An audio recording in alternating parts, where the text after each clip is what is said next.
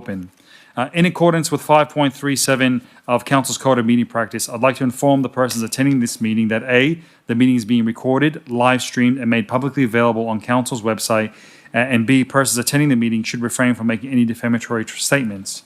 In relation to Clause 4.3, the provisions of this code requiring live streaming of meetings also apply to public forums. So, as I say, once again, thank you everyone for being here and taking your time to join us.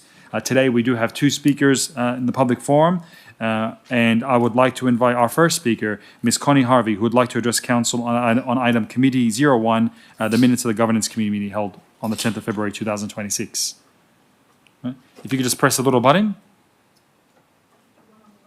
Yes, the one with a little person with the face. Good afternoon, Mayor and Councillors. I am Connie Harvey, Libertarian Advocate for South Ward. Item 03 of the February 10th Finance Report reveals a net cost of service deficit of 2.6 million. But looking closer to the revised budget summary, Council actually is trending towards a $5.6 million operating deficit. This highlights a structural over-reliance on rates rather than efficient spending. You are projecting a deficit while banking on an $8 million gain from asset sales to subsidise operational waste. Selling the family silver to pay the electric bill is not a strategy, it is a signal of fiscal distress. Council reports $494 million in total cash and investments, but Agenda 784 of page 31 reveals the truth. $315 million is legally restricted and $148 million is internally earmarked. Your unrestricted working capital is a thin $13 million. That is only a small fraction of your total holdings available for general spending. With $112 million in current liabilities due this year, having only $13 million in the unrestricted tank is reckless. It's why this council's liquidity ratio is 1.2, well below the state's 1.5 benchmark. Despite this, you've ballooned the salary budget to $103 million, adding 175 new staff in a single year to reach 992 positions. This is a bureaucracy growing faster than the city. We see this self-maintenance in the $4 million dedicated strictly to customer service and capability frameworks. We must address the non-core spending. You allocate $20 million to arts and culture hubs and $9 million to council-run childcare, directly competing with private businesses.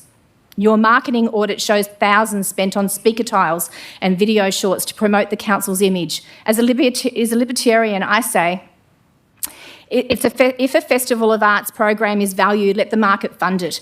Residents want roads and bins, not brand uplifts or experience the world festivals. Trim the $5.6 million deficit by exiting these commercial markets. Balance the books by reducing the size of the government, not by liquidating assets to fund a bloated payroll. Finally, and one of the most important points I wish to raise today, we must address the sheer negligence regarding the upcoming South Ward by-election. Following the 14th of September 2024 elections, this council had a clear opportunity at its first sitting to pass a simple resolution adopting a count back for casual vacancies. This would have covered a vacancy occurring before the 14th of March 2026. Instead, Liverpool Councillor omitted this item from the agenda, and as a result, ratepayers are now forced to foot a $500,000 bill for this by-election. I want to ask everyone in this chamber, if this was your personal $500,000, would you have protected it to the best of your ability? Why was the ratepayers' money not afforded the same protection? Thank you. Thank you, Ms. Harvey. Our next speaker is Mr. Larry Gerace, who would like to address Council on NOM 03, Macquarie Street Mall, one-way vehicle access and on-street parking options.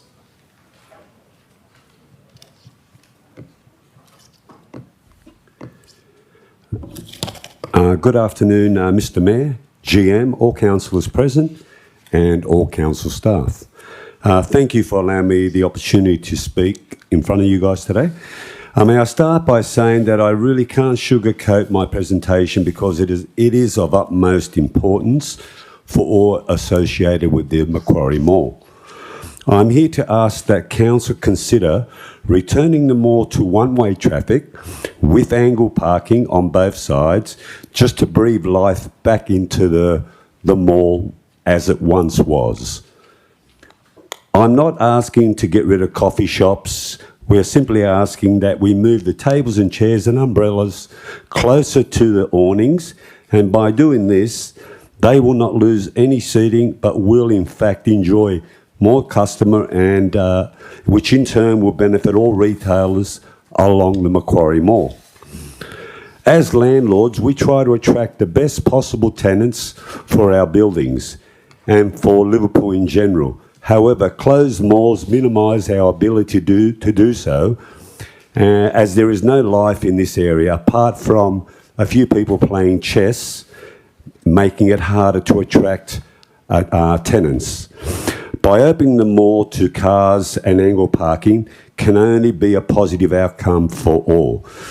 Mr. Mayor, our company deals with other councils, and when they hear we have properties in Liverpool, they all ask the same question: what's happened to Liverpool? And in particular, they're referring to the mall. Excuse me. So I ask you, Mr. Mayor and councillors, surely you can get this feedback from other councillors, and surely you are embarrassed by the way our mall is presented as it is, because we know it could be better. And so we respectfully ask that you consider our proposal, and in doing so urge council to visit other council areas that have one-way traffic and angle parking and just see how it works for them, because it did work for us once. In closing, I would like to say that I'm 62 years old and I've lived in the Liverpool area my whole life. And I know how the main street used to thrive when we had the vehicle and parking on Macquarie Street, where the mall is. When we had car and pedestrian access to the mall, businesses were thriving there, and we had businesses lining up to become tenants. Today, it's the opposite. We struggle to find quality tenants, because we can find tenants, but we need quality tenants to make Liverpool thriving again the way it was. So let's make the right decision here for the good of Liverpool. Let's be proactive and not reactive, and I'd like to thank you, Mr. Mayor and councillors, for your time today. Thank you. Thank you very much.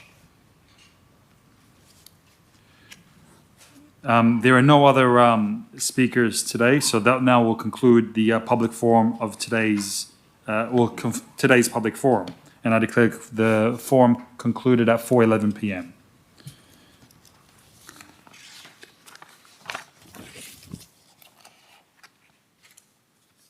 So, ladies and gentlemen, I now would like to declare the council meeting for the 25th of February officially open, and welcome everybody who is with us here today, in person and online.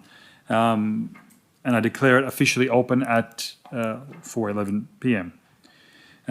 In accordance with Clause 5.37 of Council's Code of Meeting Practice, I inform the persons attending this meeting that A, the meeting is being recorded, live streamed, made publicly available on Council's website, and B, persons attending the meeting should refrain from making any defamatory statement.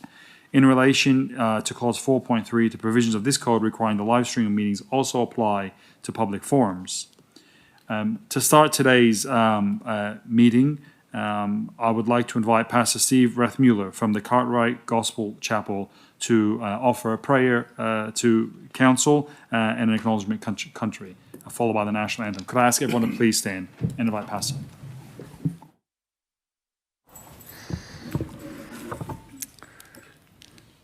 I'll read the acknowledgement of country first and the affirmation of council, and then I'll pray.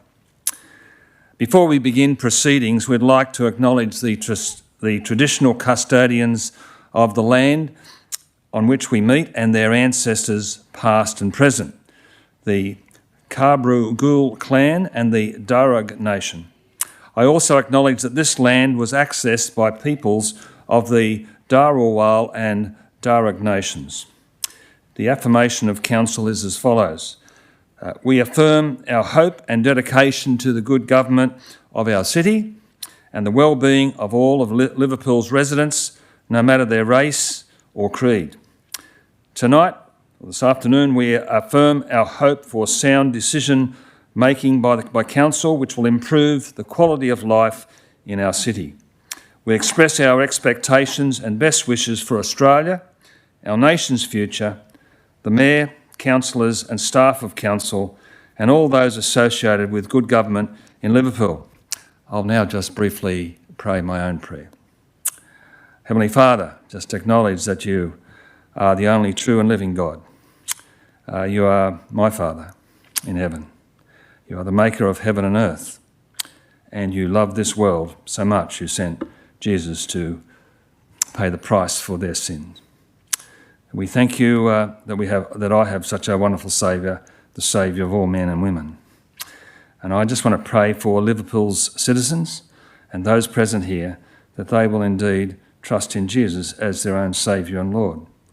And I would also like to pray for the Council today, for the Mayor, Ned Manoon, the Deputy Mayor, the councillors, the senior staff in the organisation and those support staff who make this meeting possible.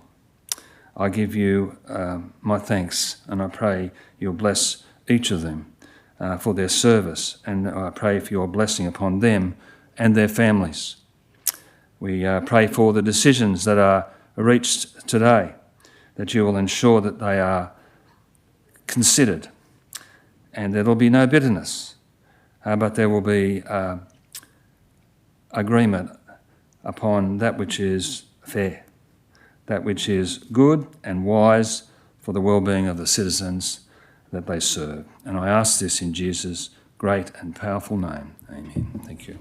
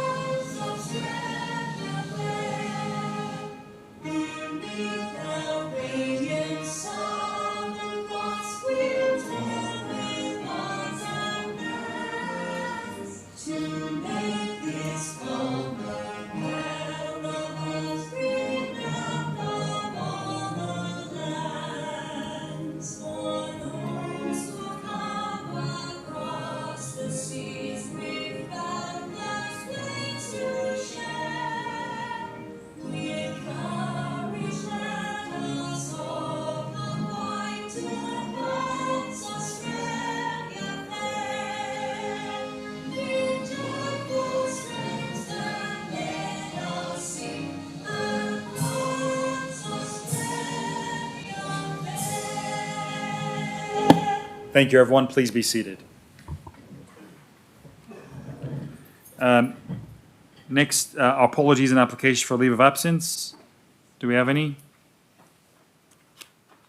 No. None received. Next item is the confirmation of the minutes held on the 4th of February 2026, as well as the extra meeting held on the 18th of February. Somebody move that way? Move Councillor Hart, seconded Councillor Moon. Is there any discussion? I'll put the motion. All those in favour? Against? Declare it carried. Next, are there any declarations of interest? No, I have a declaration of interest on item PD 02. It is a non-pecuniary, less than significant, but I will be leaving the room. It's regarding the site-specific amendment to the DCP for Hoxton Park Road, Liverpool. The owner of the land, my interest is that the owner of the land I had previously done work for whilst I was not on council, and to remove any perception of conflict, I will be removing myself from the decision. Any other further conflicts? I have a question. There's item nom 05. I don't know if it's a conflict, but is it possible to know if any councillor has actually met with any property owners in that vicinity? Yeah, council, that's a, once again, it's up to each council to declare any interest that they would like to make. If there's no more declarations, no petitions, mayoral minutes. Thank you. There is one mayoral minute regarding public art in Big Park. So Lent and Easter are foundational seasons in the Christian calendar that together represent a journey from reflection and repentance to hope and new life.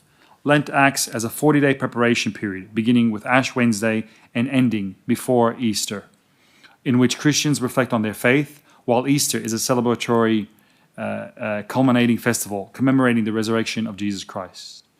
The Holy Mother, Mary, plays a vital and supportive role in Lent and Easter as a model of faith and a companion in suffering. During Lent, she is honored as Our Lady of Sorrows, representing endurance through the Passion, while the Annunciation on the 25th of March often falls during this season. She represents the perfect disciple, encouraging faithful through prayer, fasting, and almsgiving. As part of Council's delivery plan, Council has made a commitment to deliver, through Council's public art program, a statue to tribute Our Mother Mary in Big Park, Liverpool. The project is an existing project, however was deferred for a short term. To mark this holy time, it is proposed that the project be supported for delivery. The statue placement in Big Park will act as a source of comfort, particularly those seeking respite and those caring for patients and loved ones in Liverpool Hospital who may be facing illness and challenges. It is proposed that this project now proceed with an intention to unveil it on the 15th of August to coincide with the yearly observation of the Assumption of Mother Mary, a milestone that celebrated her earthly life and signifies hope for resurrection.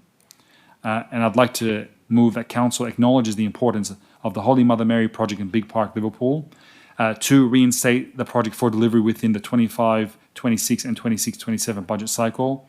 3, provide the CDO with a delegation for project delivery over budget cycles as required. And 4, an unveiling ceremony of the Mother Mary statue take place on the 15th of August. Any discussion? No. Well, I'd formally like to put the mayoral minute. All those in favour, please raise your hands. Against, declare it carried. We'll now move on to the agenda. The first item is CO01, Biennial Progress Report, page 57, tab 1, with recommendation on page 57. Mr. Mayor, Yes, Councillor Moon. I'd like to move an urgency motion before we get into that, if I can, please. Yes, Councillor, what is your urgency motion? The urgency motion is regarding connection camp for people of the ages of 7 to 12. It's initiated by the Western Tigers and the Wanderers. It's to bring interfaith communities together and to boost cohesion amongst communities. The program entails 2 days of sporting events, soccer events, at the Wanderers, at the Western Sydney's home grounds in Concord. I'd like to move that Council resolves to acknowledge the Connection Camp and Wanderers Foundation and the community work delivered by Western Sydney Wanderers and Western Tigers. Support this project Council branding by uplifting the project and funding through the Council grants donation and community sponsorship to the amount of up to $2,500 to provide the use of Council buses for this activity. The Mayor writes to the Connection Camp to acknowledge the program value and the community and social cohesion benefits for Liverpool youth. And why is this urgent, Councillor? Because of the timing, Mr. Mayor, the actual event is on the 14th and 15th, it's held, of April, and they need to go out to the community prior to that. Well, I'm happy to accept that as an urgency motion, and I'll just before we deal with the actual motion itself, I'll put it to the council to see whether they also agree that it's an urgency motion. So For those who are in favour that this is an urgency motion, please raise your hands.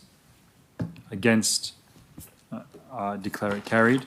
So, yes, councillor, so your motion that you're moving exactly, do you want to speak for your motion? Yes, Mr. Mayor. I believe Camp Connection is a great initiative by the Wanderers and the Sydney Tigers. In light of what's happened in Bondi and all the negative activities and hate speech that's been going on, it's one way of connecting communities together, all Christians, Muslims, Jewish together, in activities from a young age, so they can all connect and interconnect and grow together as one family. This is a great initiative, and I urge all councillors to actually support it, because it is bringing communities together, and it's one thing that council is supposed to be doing. Thank you, and can I just commend you, Councillor Moon, for your leadership on this issue. Council has a role to play with regards to promoting social cohesion. And especially Liverpool, we're the most diverse community, where everybody's equal and everyone gets along. And seeing what happened in Bondi obviously was a tragedy that affects us all. And for those who aren't aware, this is about bringing children of the Jewish faith, Muslim faith, Christian faith together on football teams, mixed with each other, where they probably would not have maybe interacted, and an opportunity to build friendships and relationships that will hopefully last lifelong and Definitely play a role in that. So I commend you on your efforts. And, is there any other speakers for or against? Councillor Deputy Mayor? Just a question. I don't have any problems in it. I think it's a great initiative. In fact, it's probably something that council might want to do on a regular basis. And if this hasn't happened in the past, maybe the organisation should be thinking of that and then applying through the normal process, through the grants process to do this. Yes, I agree with it. Any other speakers for or against? Got a question. Yeah, I'll support this motion, but just out of clarity, do we know what percentage Jewish population we have in the electorate, in the LGA?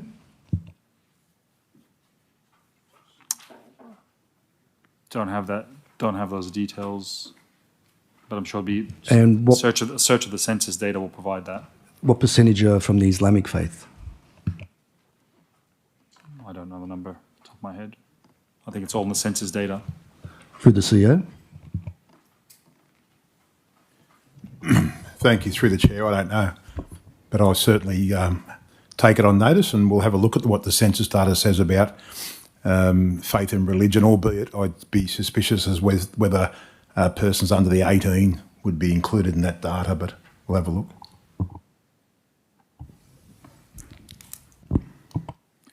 Any other discussion? Councillor AJ? I think this is a great initiative, Councillor. Thank you. I would like to just say that we're all behind it. There's a quote by the great Bob Marley, "One love, one heart. Let's get together and feel all right." And I pray that this will bring us together. Thank you. Well said, Councillor. If there's no further discussion. Oh, seconded Councillor AJ. Oh, sorry, my apologies, thank you. If there's no further discussion, I'll put the motion, the urgency motion. All those in favour, please raise your hands. Against, declare unanimous. All right, so now we'll go back into the agenda. CO 01, page 57, tab 1 with a recommendation on page 57. I have an urgency motion. Yes, Councillor, what's your urgency motion? I noticed in the agenda tonight, I've never seen this in the agenda, but we pause for dinner at 6 p.m. Now, considering that 3 councillors are not here due to the meeting starting at 4, I move that we have that dinner break now to give them an opportunity to attend the meeting. They're on their way. And why is it urgent, Councillor? Well, the agenda says there's a pause in the agenda tonight. I've never seen that, for dinner at 6 o'clock. Am I correct in saying that? No, but once again, what is the urgency? The urgency is to give those 3 councillors who have made numerous representations that they can't be here before a certain time, and considering that the last meeting we said the meeting was going to start at 5:30, if we are going to pause at 6 o'clock for dinner, for whatever reason, let's do it now. Yeah, I don't see that as an urgency motion, councillor. And at the last meeting, the councillors did vote for this schedule of meeting and their times. So I don't deem that as an urgency motion. Fine. So once again, so CEO 01, page 57, tab 1 with the recommendation on page 57. Councillor McNaught, Happy to move as per the recommendation, Mr Mayor. do you have a seconder? Deputy Mayor, any discussion? Yep. I have some questions through the CEO. Councillor McNaught, would you like to speak for your motion? No, just thank you to the staff for this report. Pleased with the details that were provided. Thank you. Yes, Councillor Stefsi, your questions? What is the total projected cost of this over 4 years? Your question Through the CEO. Through the CEO. Yes. Sorry, can you repeat the question? What is the total projected cost of this strategy over the 4 years? Sorry, Council, I don't understand the question. This is a review of our DPOP, mandated that we update you in certain periods. It's there's 25 service areas in the report, of which 23 are on track, 2 need attention, and I could probably talk to those 2, but I don't understand the question. So there's no costings attached to this strategy that we've got in front of us, 2026 to 2030. We don't know what it's going to cost to implement. This is a review document on our delivery program. Well, it talks about some projects are funded and some are unfunded. Can I get some elaboration on which ones are unfunded?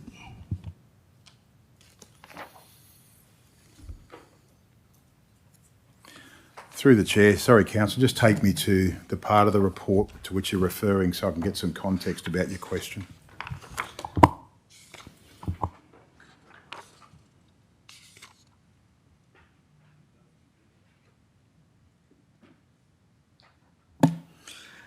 In relation to financial implications, it says Sorry, Councillor, so which page are you referring to? 65. Page It says, 65. however, there are some larger initiatives which are currently unfunded and would require additional budget or other sources of funding. That's the one.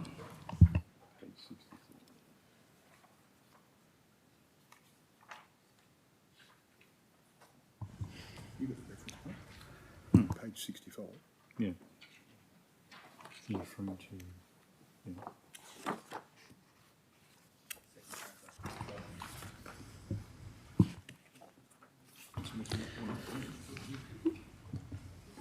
Mr Mayor, if I may, I think Councillor Ustevsky is potentially referring to the next item, not this item. Not the same item. You're talking, sorry.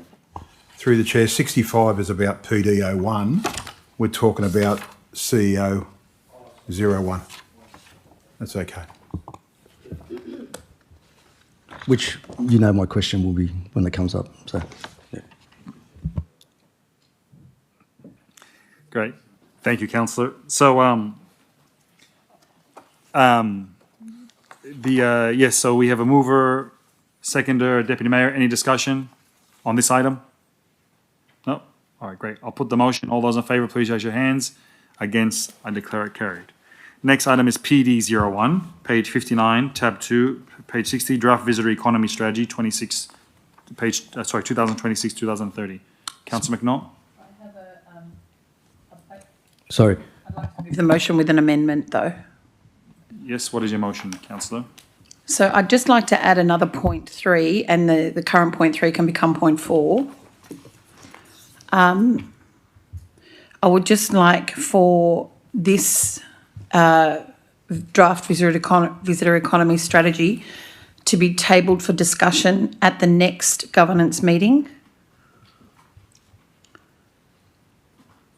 for committee input. And I'm happy to speak to that if it gets a seconder.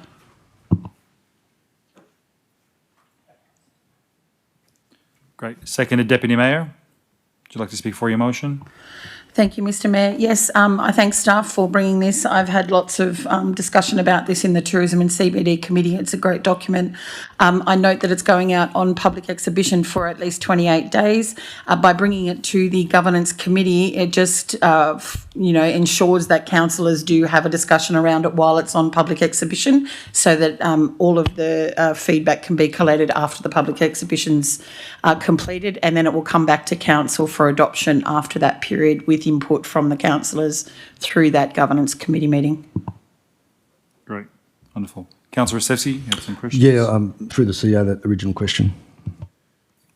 Yeah, again, it's probably how long's a piece of string. So this is a draft visitor economy strategy. So some of the projects in the draft visitor economy strategy have been funded. Some of them are more blue sky. Some of them during the 28-day review period, we may pivot. The community may say, no, this is not something we want to do, and we might get feedback to do another project that is either stopping one that is funded or starting one that is sure to be funded.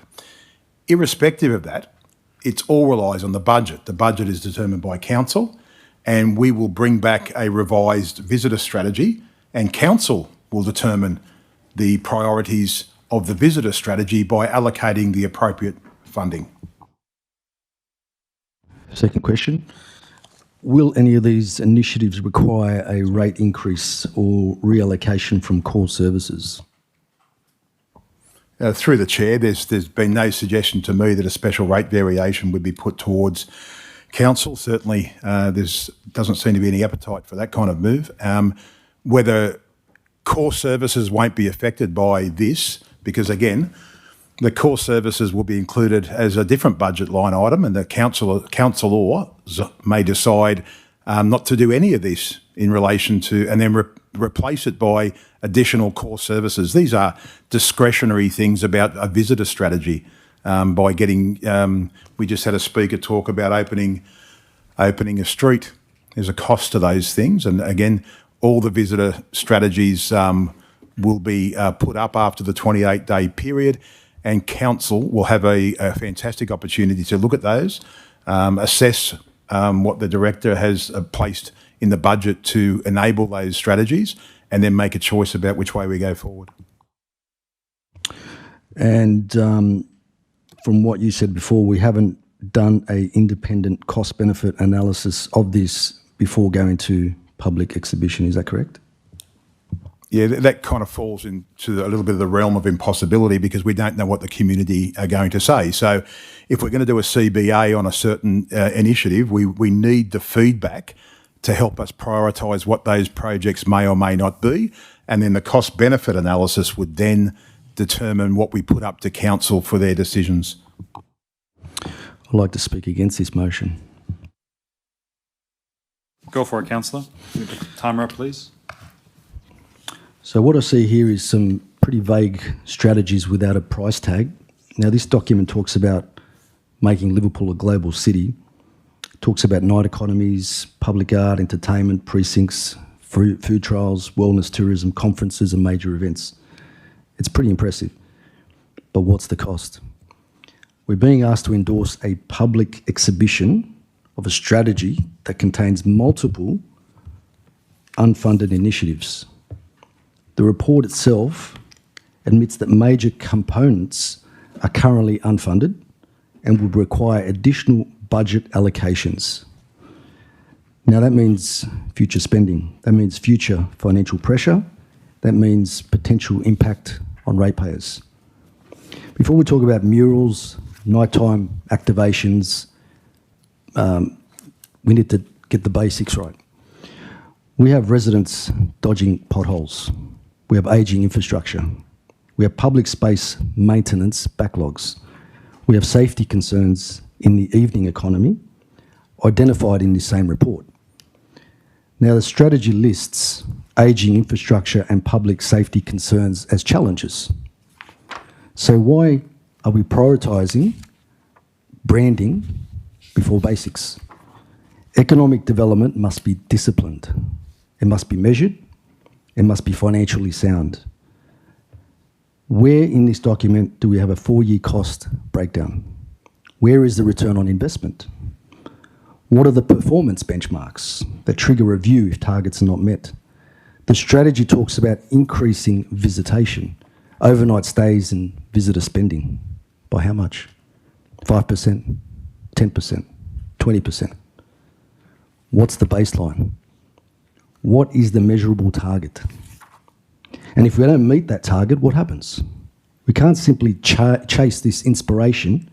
We have to demand accountability. We are told we'll create a dedicated tourism website. We'll develop a nighttime economic strategy. We'll establish a special entertainment precinct. We'll attract accommodation investment. We'll upgrade Georges River and Chipping Norton Lakes. This is all in this document. What's the cost? The report does not tell the community what it costs.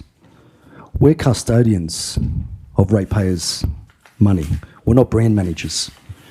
If we proceed without financial clarity, we risk turning this into another glossy strategy that looks good in a brochure, but creates budget strain in the real world. Now let's talk about the airport. Western Sydney International Airport is a once-in-a-generation opportunity. But opportunity does not automatically equal benefits. How many passengers are projected to stay in Liverpool specifically? What is our competitive advantage over neighbouring councils? Who's going to be chasing the same tourists, the same conferences, the same investment? We have to be strategic, not hopeful. I'm not opposing growth. I'm opposing open-ended financial exposure. If we are serious about this strategy, then do it properly. We need to do a 4-year cost breakdown, clear identification of funded versus unfunded initiatives, cost-benefit analysis for major items, quarterly KPIs reporting to this chamber, explicit confirmation that core infrastructure budgets will not be compromised. We need growth, but growth without discipline leads to deficits. Marketing without measurable leads, waste. Ambition without accountability leads to financial pressure. The community expects better from us. They expect us to fix their roads before funding slogans. They expect us to maintain assets before commissioning murals. They expect us to protect their money before we protect the brand. Unless this strategy is backed by hard numbers, hard metrics and hard accountability, I can't support it. Thank you. Thank you, Councillor. Is there any other speakers for or against? Councillor McNaught, would you like your right of reply?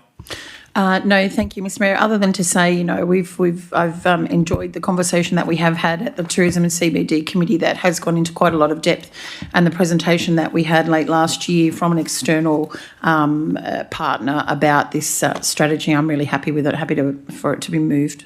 Thank you. I'll now put the motion. All those in favour, please raise your hands. Against? I'll declare the item carried. Next item is PD02. Deputy Mayor, could I ask you to please take the chair, please?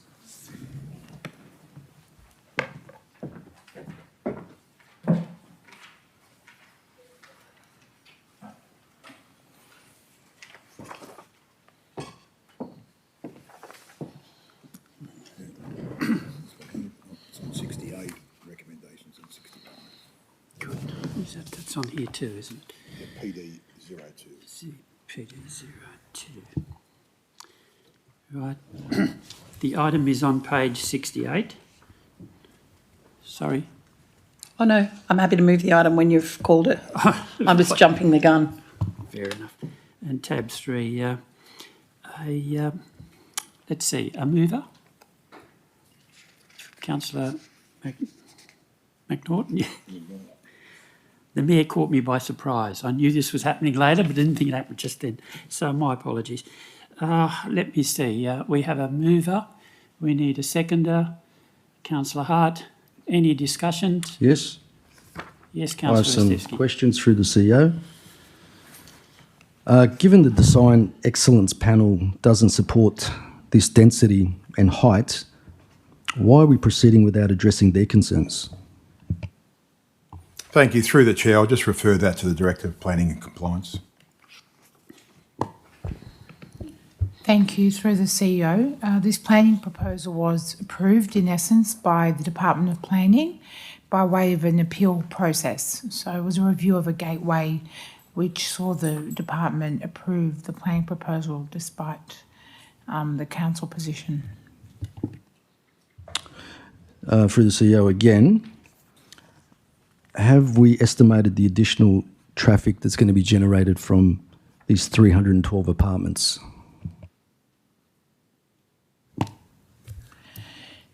Through the CEO,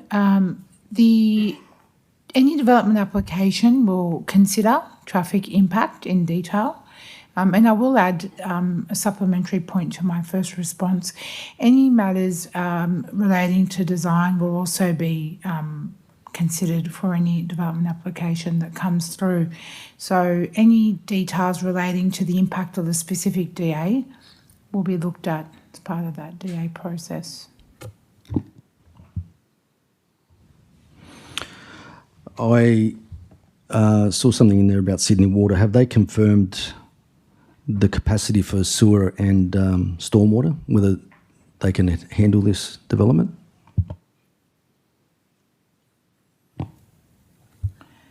Through the CEO, I'm making an assumption that there were no significant issues which would have otherwise stalled the decision of the department.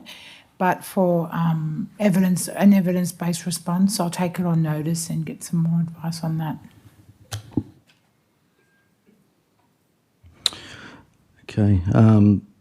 In relation to, just bear with me for a second.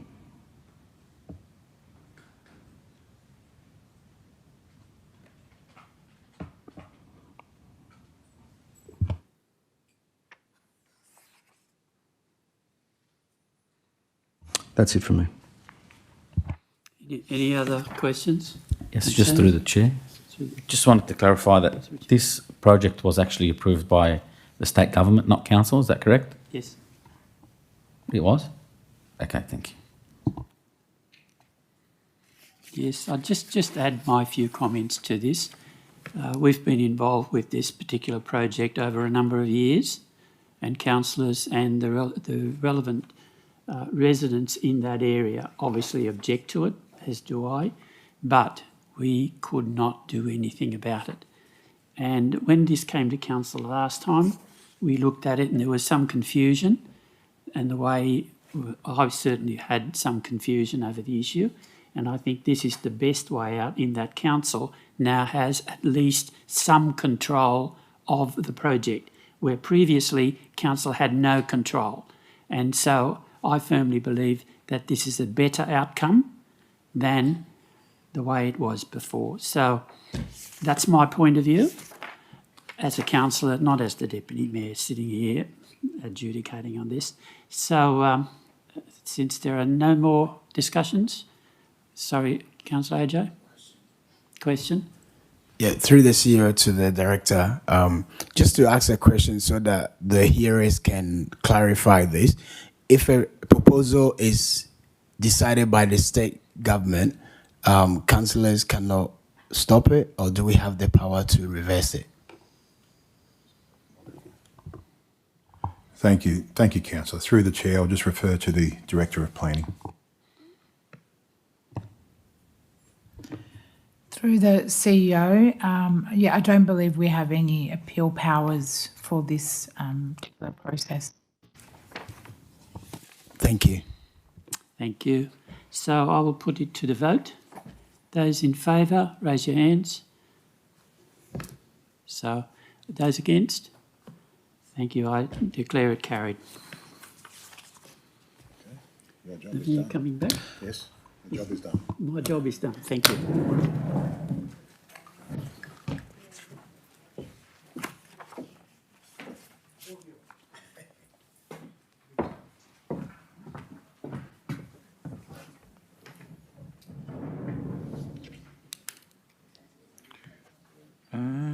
Okay, great. Next item, thank you, Deputy Mayor. Next item is PD 03, Draft Woodrow Park Master Plan, page 75, tab 4, the recommendation on page 75. Councillor McNaught, I'd like to move for a deferral of this item. do you have a seconder? Seconder, Councillor Moon. Any discussion? I'm happy to explain why. Your call. Look, I think the master plan is fantastic and I'm very supportive of it. However, I do note that there is 2 days to run still on the public exhibition of this, and so I think for good governance that we wait those 2 days until the public exhibition period is finished. Yep. All right. Any other speakers for or against? I'll put the motion. All those in favour, please raise your hands. Against, I declare it carried. Next item is COM 01, Media Policy, page 95, tab 5, with recommendation on page 95. Councillor McNaught? I'd like to defer this item, please. Do you have a seconder? Second, Councillor Moon. Any discussion? Sorry, can I add a point to the deferral and with the indulgence of the seconder? I'd like the media policy scheduled for a workshop of all councillors. Or to be the subject of a workshop for councillors, please, before it's... Do you want to send it to the governance committee rather than try to organise? Workshop means it has to be separate. Okay, yep, let's send this item to the next governance committee as well for discussion before it goes out on the public exhibition, please. Thank you. Seconder, happy with that? Yeah. Yeah. And just, if I can just add an item, I think in reading it, I have a concern about the amount of operational items contained within the policy and whether it's within the remit of council to actually resolve an item of that nature, because it directs things to staff versus directing it to the CEO. So if we can cover that in the committee, that would be great. Any further discussion? I'll put the motion. All those in favour, please raise your hands. Against, I declare it carried. We think we have to take numbers on PDO2. Didn't you guys? No, we didn't do it. So Yeah. do you want to? What do you want to do? Do you want to do? It's no conflict to stay and take the numbers. No. The numbers are the numbers. Do you want to? Yeah. Sorry, I have to. The just with regards to the item that I wasn't here, PD02, we need an actual who voted for and against, because it's a planning matter. So you can assume I'm not in the room, but I've been advised. That's factual. Is everybody? So. We all voted for. Yeah. No worries, thank you. Okay, great. Next item is COM 02, Council Grants and Donations Sponsorship Report, page 124, tab 6, with recommendation on page 124. Councillor McNaught? Happy to move as per the recommendation. Do you have a seconder? Second, Councillor Hart. Got some questions? Yep, would you like to speak for your motion, Councillor McNaught? No, just thank you again to the staff for assessing these. I'm sure we get a lot of grants and donations applications. I'm grateful for the level of explanation that comes with the meeting notes. Thank you. Thank you. Councillor Stefsky, your questions? Through the CEO, I couldn't find anywhere in this report who the directors are of the Australian Peace Association. Normally we include an ASIC extract or whatever showing us who the directors are, who's involved, in particular to determine if we have a conflict of interest. Can we find out why it's not in there, and can we find out who is in there? Because we need to know in order to adhere to our conflict of interest duties. Thank you. Through the chair, I'll refer to the Director of Community in a sec as to both those questions. Through CEO, Councillor, the obligation to provide the additional documentation was resolved not to provide that any longer, so that's why it's not included and it was previously. Can you repeat the second question, please?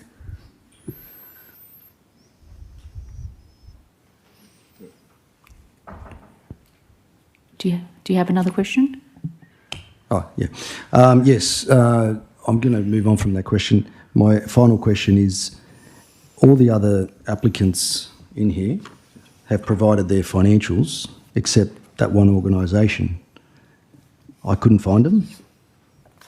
How do we make a determination on an organisation? We don't know who the directors are. We can't see their financials. It makes me very uncomfortable. Thank you. Through the chair, back to the Director. Again, the criteria is assessed under the criteria within the policy.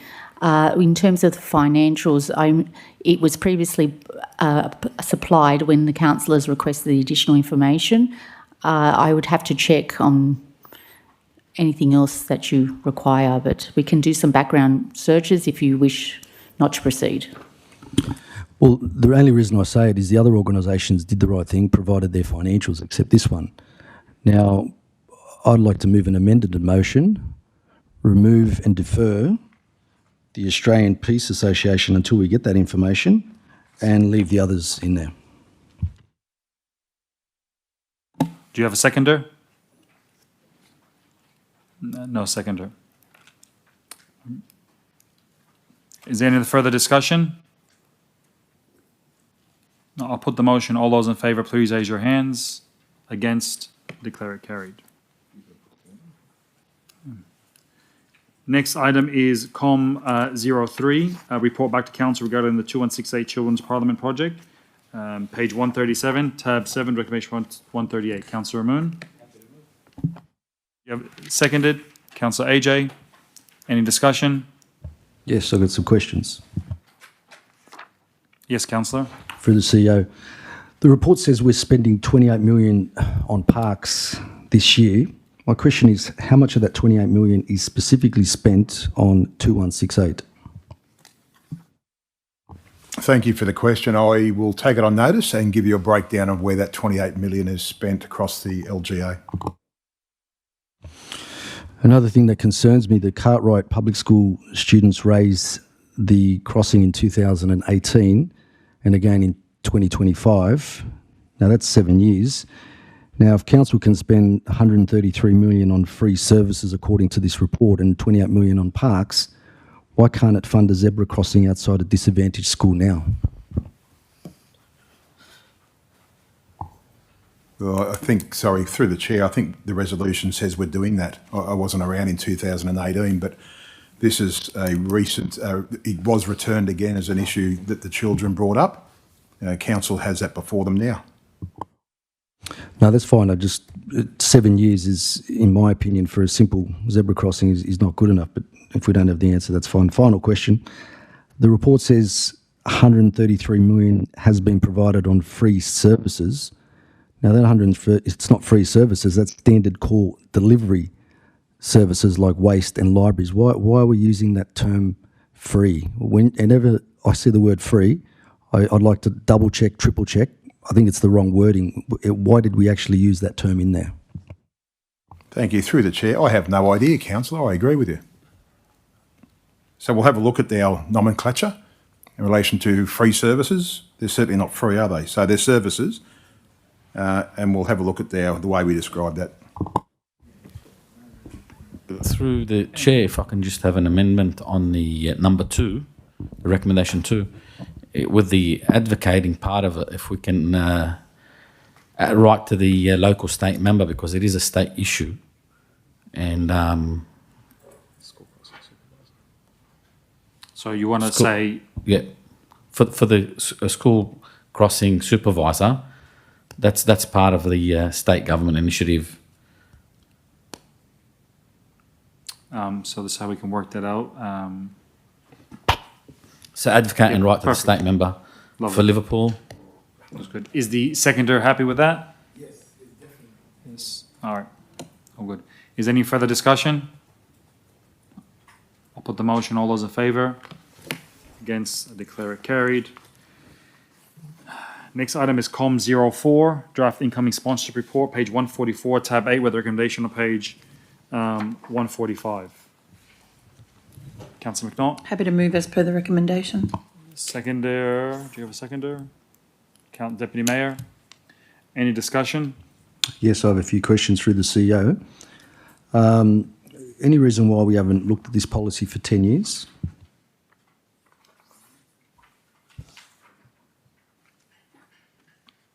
Thank you. Through the chair, I'll just refer to the Director, Community and Lifestyle. Thank you. Through the CEO, it's been part of a flagging of a cohort of policies that each of the executive are working through. So there's no explanation in that. We're just working through them, and this is one of them. What's the maximum term the CEO can now approve according to this document? Do we have a cap?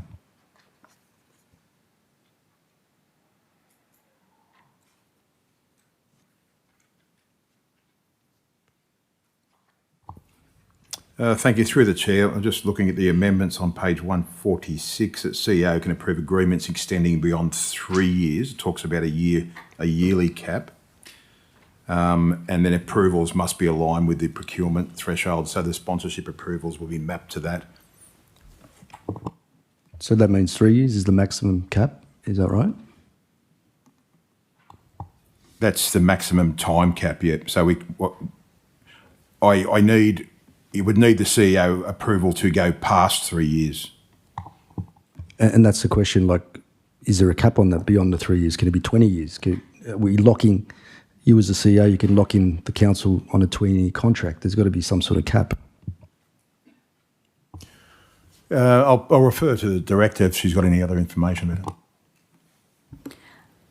We put a cap. It's important that business evolves and we would want to review it. So my recommendation we would remain the cap, and if we needed to review it, we then would provide a rationale to the CEO, and that gives him authority whether he extends or not.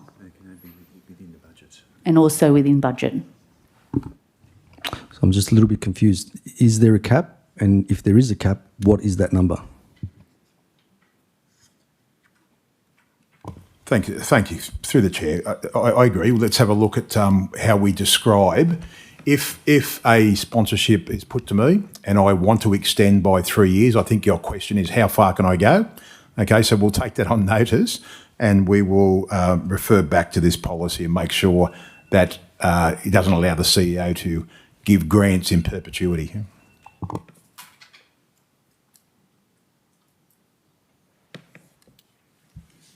Any other further discussion? No. Okay, I'll put the motion. All those in favour, please raise your hands. Against, I declare it carried. Next item is COM 05, draft busking policy, page 148, tab 9, with recommendation on page 149. Happy to move that way, Mr Mayor. Moved Councillor McNaught, seconded Councillor AJ. Any discussion? I'll put the motion. All those in favour, please raise your hands. Against, I declare it carried. Next item is COM 06, Liverpool Powerhouse Board, councillor appointment, page 152, tab 10, with recommendation on page 152. Councillor McNaught. I'd like to move as per the recommendation, and I'd like to nominate myself to take up the position that's been vacated by Dr Betty Green. Seconded Councillor Moon. Can I also nominate Councillor Mira Ibrahim? I think we can have her as an extra person, unless anything that would prevent that. So, Councillor McNaught and Councillor Moon, are you happy to accept that? Okay, great. Wonderful. All right. Yeah, have we checked with Councillor Ibrahim if she's... Have you checked with her, Councillor Rostevsky? Yeah. I have, but we can defer it if you want and wait for her to arrive. She should be here in the next 30 minutes. Well, I think if we just move forward with the motion, and then if she, what they call it, if she doesn't want to, then she can withdraw herself from it. Any other further discussion? All right, I'll put the motion. All those in favour, please raise your hands. Against, declare it carried. Next item is COM 07, endorsement to issue an EOI for Woodward Park, page 154, tab 11, page recommendation on page 155. Moved Deputy Mayor. Seconded Councillor McNaught. Any discussion? Yes. Through the CEO, do we know the specific reasons the, I'll call it a USP, failed at stage 2? Yeah, thank you. Through the chair, good question. Probably the wrong question. Didn't fail. We took a different tact in relation to the USP because of complications within the WSIG deed in relation to third parties benefiting from the arrangement. So what we looked at this wonderful opportunity at Woodward Park now, and now we're going to call expression of interest to try and get proof of concept. So start landing some things in the park via a new EOI. So it's a pivot, not a failure, Council, to be fair. My apologies, I used the wrong word. Has an independent feasibility study been completed? Because we're asking the market to tell us what is viable. In my opinion, it's kind of doing it backwards. We should be doing the feasibility first, then testing the market. Otherwise, we're fishing without a strategy. Thank you. Through the chair, I'd agree with you, Council, if the market weren't the experts. So what we've got is a block of dirt. Proximity 417 metres from a railway station which takes 27,000 passengers a day, and within 1 kilometre of 5,000 car parks. The market do it better than us. The EOI basically says to the market, tell me what you think it would work in that facility for Liverpool, firstly, for the community, secondly, in that location, thirdly, and what makes commercial sense. If we took the inverse position, what we'd be telling the market is we want this for this price and for that range, and that's not how markets work. So we think the best way to Council is to proceed is to show this fantastic opportunity to the market and let the market come back with some options, and then we take those options back to this chamber and we talk about what suits us best.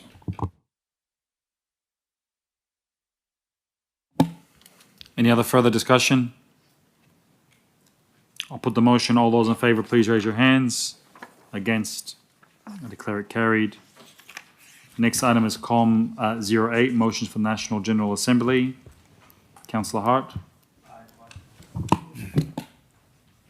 I'd like to move the recommendation, but I'll change point 1 to endorse motions 1, 2, 3, 4, 6, 7, and 9.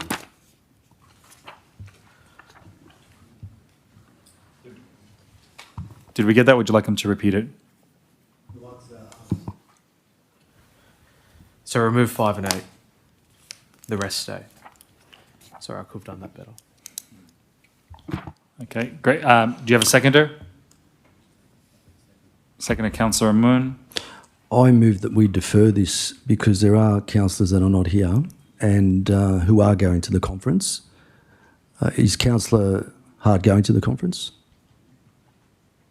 Through the CEO? Oh, 1 second, hold on. You've done two things there. Are you moving a motion or are you asking a I question? want to defer it to give the other 3 councillors who are on their way an opportunity to discuss this because they are going and we're making a decision without their presence, so let's defer it to the end. So, okay, you're asking this matter be deferred to the end. Do you have a seconder? No, motion lapses. Seconded. Okay, seconded, Councillor, say Deputy Mayor.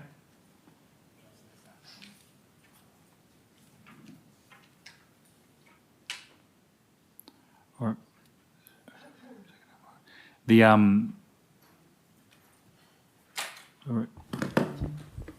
Sorry, I made an error with the original motion, so can I change that to motions 1, 2, 3, 4, 6, 8 and 9. So remove 7 and 5.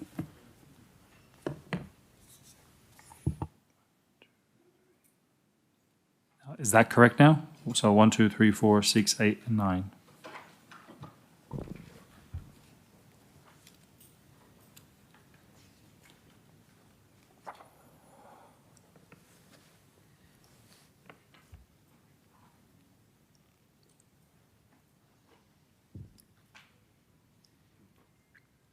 Yep, okay, great. I've got a question, Mayor. Yes, Councillor Carneeb. I just arrived at 5:06 and I heard Councillor Hart saying that he made a mistake or made an error. What error is it pertaining to? I think it related to the numbers there that he said with regards to the motions to endorse in the booklet. He had his numbering wrong. So it's got nothing to do with the extraordinary meeting agenda item that pertained to the timing of these ordinary meetings? Nothing to do with that? Complete separate item? Yes, we're dealing with, if you want to get to your booklet, councillor. I'll get to it. I just heard him saying that I've made an error. I just wanted to confirm which error he'd made. Yes, column 08 on page 159. Sometimes we make errors with motions. No. What was that, Councillor Hart? You want to speak? He said sometimes we make errors with motions. Yeah. Okay, thank you. Anyway, councillors, there's been a motion that this matter be deferred to the end of the meeting. And is everyone happy to defer this to the end of the meeting? And then we can debate the substance of it? No. Huh? Happy? All right, let's put up. I'll move that this matter be deferred to the end of the meeting. All those in favour, please raise your hands. Against, declare it carried. Next item is Corp 01. Investment report, January 26, page 169, tab 13, with recommendation on page 170. Councillor McNaught, Happy to move as per the recommendation. moved. Seconded. Seconded, Deputy Mayor. Sorry, can I make an amendment quickly?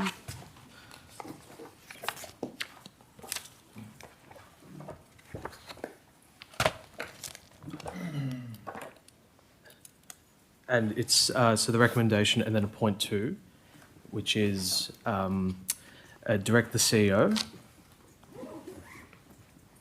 to provide the charters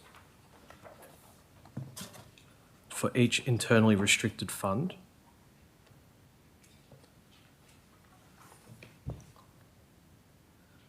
and to be reported to the next governance committee meeting.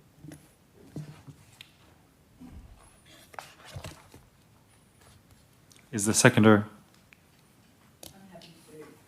No. Oh. Yep. You're definitely happy with that? Okay.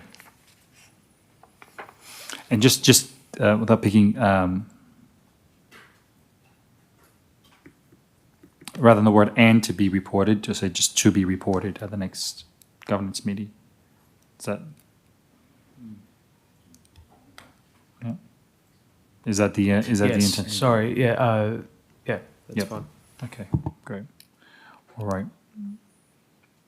Is there any other further? Just a Deputy Mayor? question through the chair. Is that information readily available? Or for the CEO? Through the chair, it depends on your interpretation of readily. It's available, and it's not a problem for us. These are council documents, charters they're called, which describe what each internally restricted fund can be used for and how the money should be spent. Now, my concern was, would that take several hours to try and find? But if it's readily available, it should be a short time, relatively short time. The staff will do anything for this council, Deputy Mayor.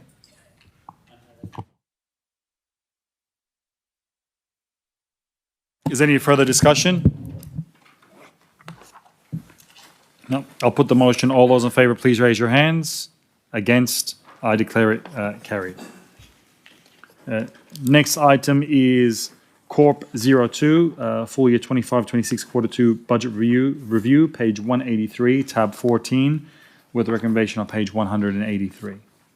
Move, Deputy Mayor. Do you have a seconder? Seconded, Councillor Hart. Any discussion? Yes, I have a question through the CEO. The original budget showed the capital budget at 248 million. Now this revised budget is showing it at 207 million. Now that's a $40 million reduction.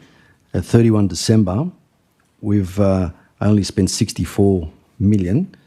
So we're already past halfway through the year and only 31% is delivered. Why are we so far behind on infrastructure delivery? I'm going to refer the question over to Director Corporate Services, but it's not a linear line. So if we talk about a budget forecast over a 12-month period, there will be periods of escalation and de-escalation in relation to when you build things, how fast you build things, and when you commit money and how much you spend money. That's the short version, but I will refer just to the director for any other enhancement on that answer. I think that was a very good answer, Mr. CEO. Through you, I guess a lot of it also depends on timing of funding. So if funding, a lot of it's grant funded, if it's available, and the timing of it's being available. I'm not sure if I can any more than that. Perhaps the CFO, if there's any more.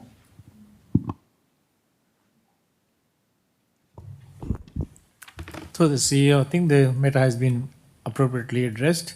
Generally, there is a increase in expenditure in the second half of the financial year. So we'll see some expenditure coming through in the second half. So this is end of December. Basically, a lot of design work, planning work is actually done in this first 6 months. Thank you. So is there any projects that have been delayed or scrapped according to the budget we approved? No material delays, albeit projects are always delayed. No projects have been scrapped. That would have to be a matter. If a project was removed from a budget consideration, we'd need to take that back from council, back to council. Sorry. So this question may be already answered based on my previous one. The original roads budget was 112 million, projected now at 92 million. That's $20 million less. Is the answer to my question because everything's not linear, or is there another response to that? Talking about the roads budget in relation to variances, through the chair. Any comments other than the fact that timing's always an issue in relation to how we spend the budget? For example, you'd expect that the easiest example for the chambers is we'd probably spend less in December and January on building roads because the road workers aren't employed at that time. So it's not always just a linear 12-month. If we had a $1.2 million, we wouldn't automatically spend $120,000 every month.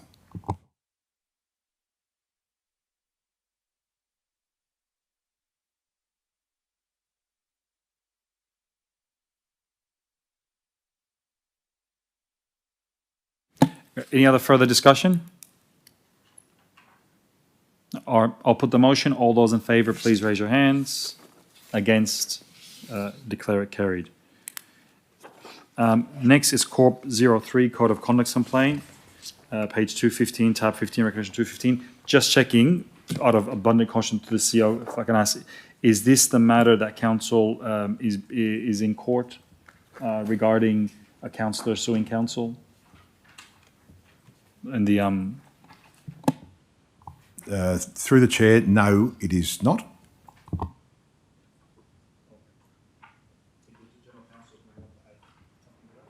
Sorry, I'll refer to the General Counsel for a further explanation of no, it is not.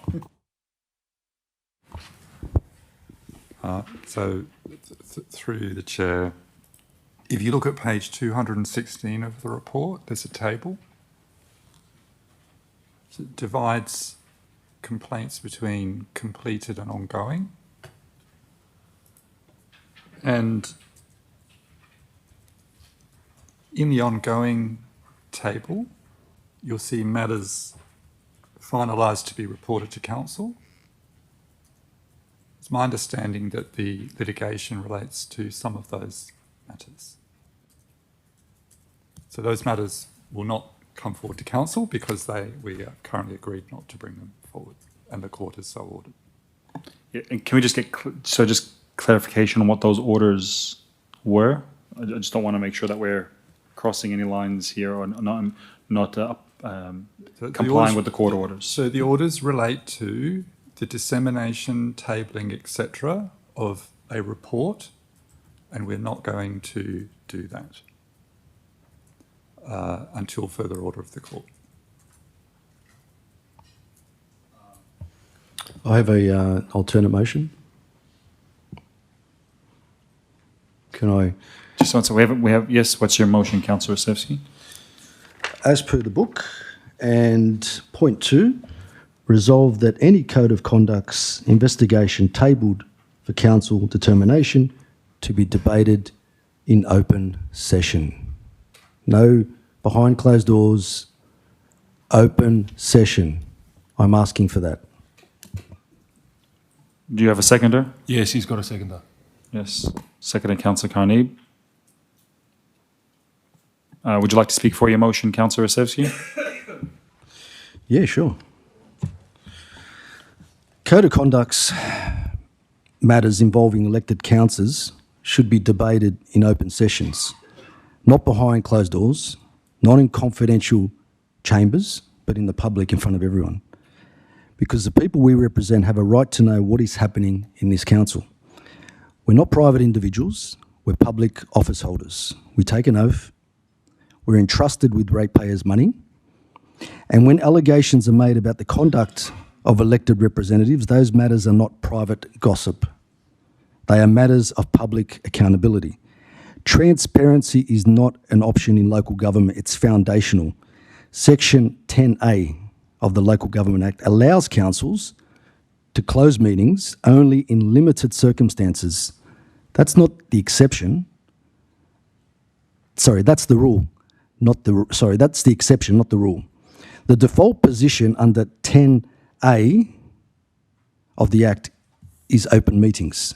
Closed sessions are meant for matters such as commercial sensitivity or legal privilege. They are not meant to shield political discomfort. They are not meant to prevent scrutiny. And they are certainly not meant to protect reputations at the expense of transparency. So when a code of conduct report is debated behind closed doors, like what happened in December, several things happen. First, the public loses visibility of the reasoning behind the decisions. They see a resolution, they don't see the debate, they don't see the arguments, they do not see whether due process was even applied. Second, secrecy creates suspicion. Even if everything has been done properly, the absence of public debate fuels distrust. People assume the worst when they cannot see the process. Thirdly, ratepayers are funding these investigations. When public money is spent and public officials are censured, suspended, or referred, the public deserves to hear the discussion. If a councillor is to be formally censured in this chamber, that's a serious matter. It affects their ability to represent their community. It affects their reputation. It affects democratic representation. That should not happen in silence. Open debate protects everyone. It protects the complainant because the process is visible. It protects the councillor because procedural fairness can be tested in the public. It protects the council because decisions are transparent and defensible. And it protects the public because they can see their elected representatives acting responsibly. We cannot, on one hand, say we support integrity and transparency, and on the other hand, remove the public from the room when we are debating code of conduct on elected officials. If a councillor has breached the code, the community should understand why. If a councillor has been cleared, the community should hear that too. Closed door conduct debates risk turning integrity processes into political theatre. Open debate forces clarity. It forces evidence. It forces reasoned decision making. We should not be afraid of that sunlight. The community already knows complaints exist. We have a report in front of us. They know that outcomes are resolved. The only thing secrecy does is prevents them from hearing the reasoning. Local government operates closest to the people. We are the level of government that residents can physically walk into. We can't demand trust while at the same time limiting visibility. If we want to build confidence, if we want to reduce cynicism, if we want the public to believe that code of conduct processes are fair and not politicised, then the answer is simple. Debate them in open sessions. Let the public see the arguments. Let the public see the vote. Let the public judge whether we have acted with integrity. Thank you. Any other speakers for or against? No. I'll put the motion. All those in favour, please raise your hands. Against? Division. Division's been called. Declare the motion lost. All those in favour, please stand.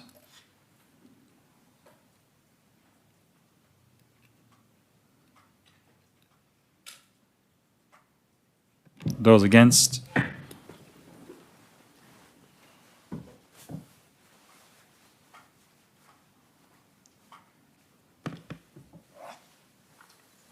Thank you. Please be seated.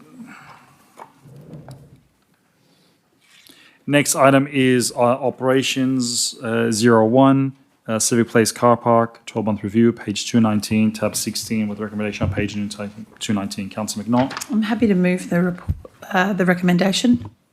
Do you have a seconder? Second, Deputy Mayor. Any discussion? Just thank staff for the report and for the ongoing 12-monthly reviews. And it's good to see that decisions we made 12 months ago were the right ones. Thank you. Any other discussion? I'll put the motion. All those in favour, please raise your hands. Against, I declare it carried. Can I move that we put NOM 0 forward? Let me get that number. Because we've got some people here that want to, obviously, they've spoken on it. NOM 03, I think it is. Macquarie Street Mall. Can we bring that forward now? Yep. So there's a motion that we bring NOM 03 forward. You have a seconder? Seconded, Councillor Monahan. Any discussion? I'll put the motion. All those in favour? Against? Declare it carried. So we'll now deal with NOM 03, Macquarie Street Mall, one way, page 256, tab 21, with the recommendation on page 257. I move that way. Move Councillor Ostevsky. Do you have a seconder? I'm happy to second it. Seconded, Councillor Carneeb. Any discussion? I'd like to say something on it. Yes, definitely. Now, we've got a bunch of people here today because of the concerns regarding Macquarie Street Mall. We know that it's been the same for 30 years with the pedestrian. That's a fact. Now, at the moment, we have empty shops, foot traffic's down, long-standing businesses are walking away. Landlords are pretty much carrying vacancies while still paying some of the highest commercial rates in our city. We know that. It's been happening since 1994. Since that time, we've done nothing, but retail has changed. Consumer behaviour's been changing.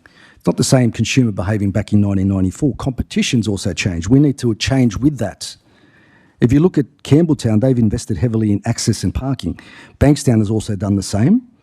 If you look at Westfields, they're centred around one simple principle: convenience, drive-through trades. If customers cannot park quickly, buy quickly and leave safely, they'll go elsewhere. Landlords support this motion. They are not activists, they're ratepayers. They pay huge rates to this council every single year.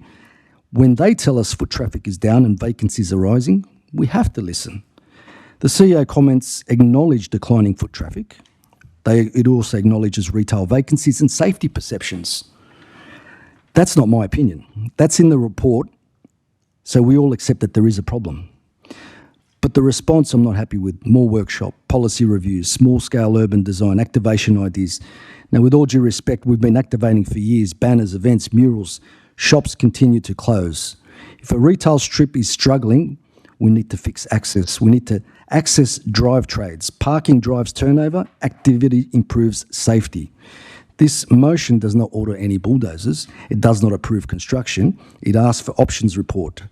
Now, it says, look at one-way vehicle access, look at short-stay parking, look at shared zone treatment, look at speed controls, look at costing, consult properly, come back to this council with evidence.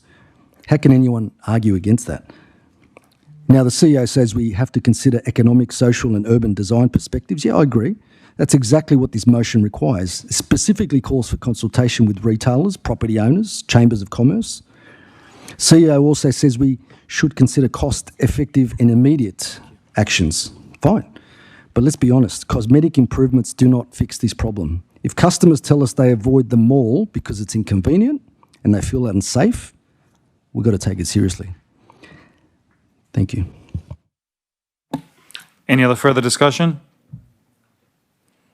I'll put the motion. All those in favour, please raise your hands. Against, declare it carried. Next, we'll go back to the agenda, which was Operations 02, case study for local government entity formation, page 225, tab 17, with a recommendation on page 226. Councillor McNaught, I'm happy to move as per the recommendation. seconded. Councillor Hart. Any I just discussion? have a question. Oh, are you seconding it? I'm happy to second, but I do have a question. I think when this was discussed at the governance committee meeting, there was a discussion about whether the $100,000 can be funded from the environmental levy reserve. Did we get any clarification on whether that's the case? Yeah, thank you. Through the chair. Yes, we got clarification. That's an option for us. I'd like to move an amendment that to point to that it's allocated from the environmental levy reserve. Is the mover happy with that?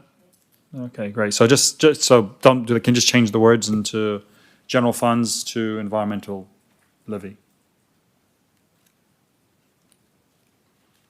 Any discussion? Yes. So with that change, is that going to affect our budget surplus? And also, why wasn't it included in the adopted budget when we voted on it originally?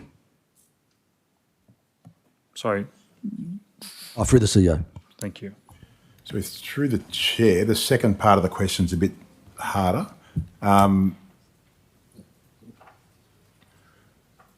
The environment levy is probably the right place to have the money.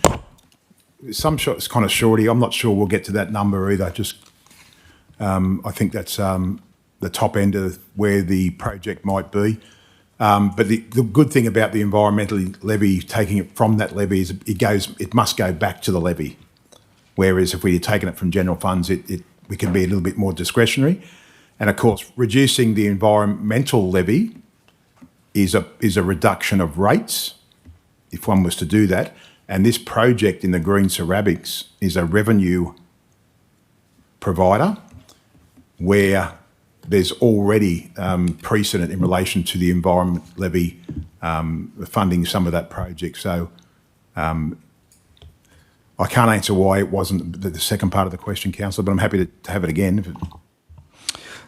So if we do it this way, will that increase at the moment we're in deficit, will our deficit increase by 100 grand? Or because we haven't budgeted for this? Yeah, look, it's my position where this work would start on the 1st of July, so it'd be forecast now. Given the resolution, what we'll probably do is pop it into next year's budget against the environment levy. So again, that's a way to treat it. Any further discussion? I'll put the motion. All those in favour, please raise your hands. Against, declare it carried. Next item is committee reports, Governance Committee, page 232, tab 18, with information on page 232. Councillor McNaught. Happy to move as per the recommendation. Do you have a seconder? Deputy Mayor, any discussion?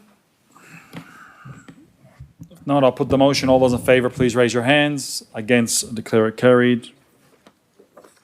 We'll now move into NOM 01. I'll move that way. Page 250, tab 9, recommendation on 250. Move Councillor Rastevsky. I'll second it. Second, Councillor Carneeb. Any discussion? Yes.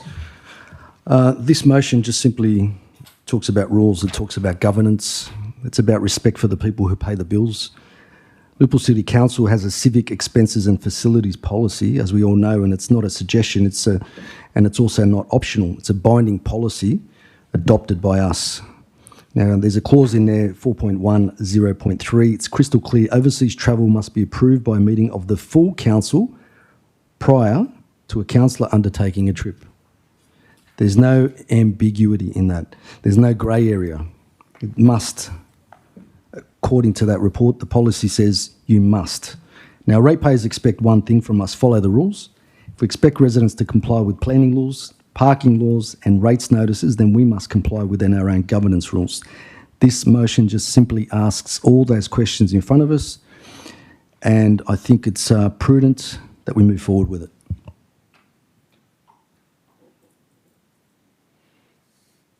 Any other further discussion?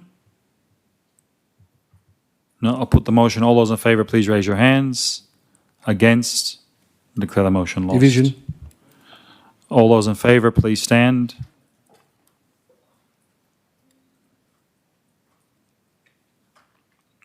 Those against?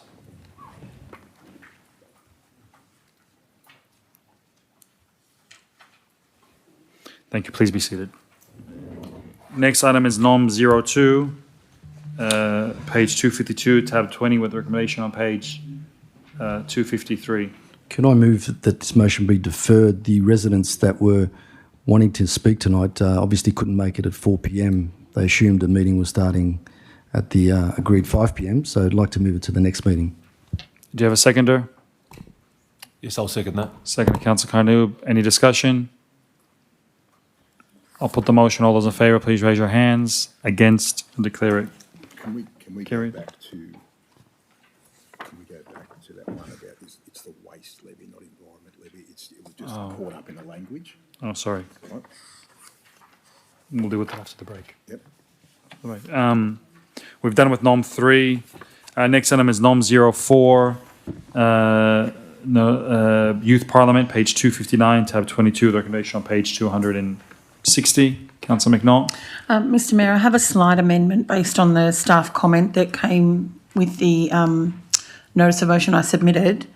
It will come up onto the screen, and the amendment is to point 4, which says contributes $1,000 to the program fees for each youth parliamentarian from within the Liverpool LGA who are selected to represent electorates within the LGA, with funds being drawn from the general funds, and adds a point 5 that says table a discussion at an upcoming governance committee with recommendations for amendments to the grants and donations policy to allow applications for this cause in the future. Second, Councillor AJ. Any discussion? If not, I'll put the motion. All those in favour, please raise your hands. Against, declare it carried. Next item is NOM 05, page 262, tab 23, recommendation on page 262. Councillor Hart. Yes, I'd like to move my motion. I'll add a fourth point, please. Yes, what is your fourth point? Notes that this motion does not mean that Rossmore Grange will be disposed of. Do you have a seconder? Second, Councillor Moon. Any discussion?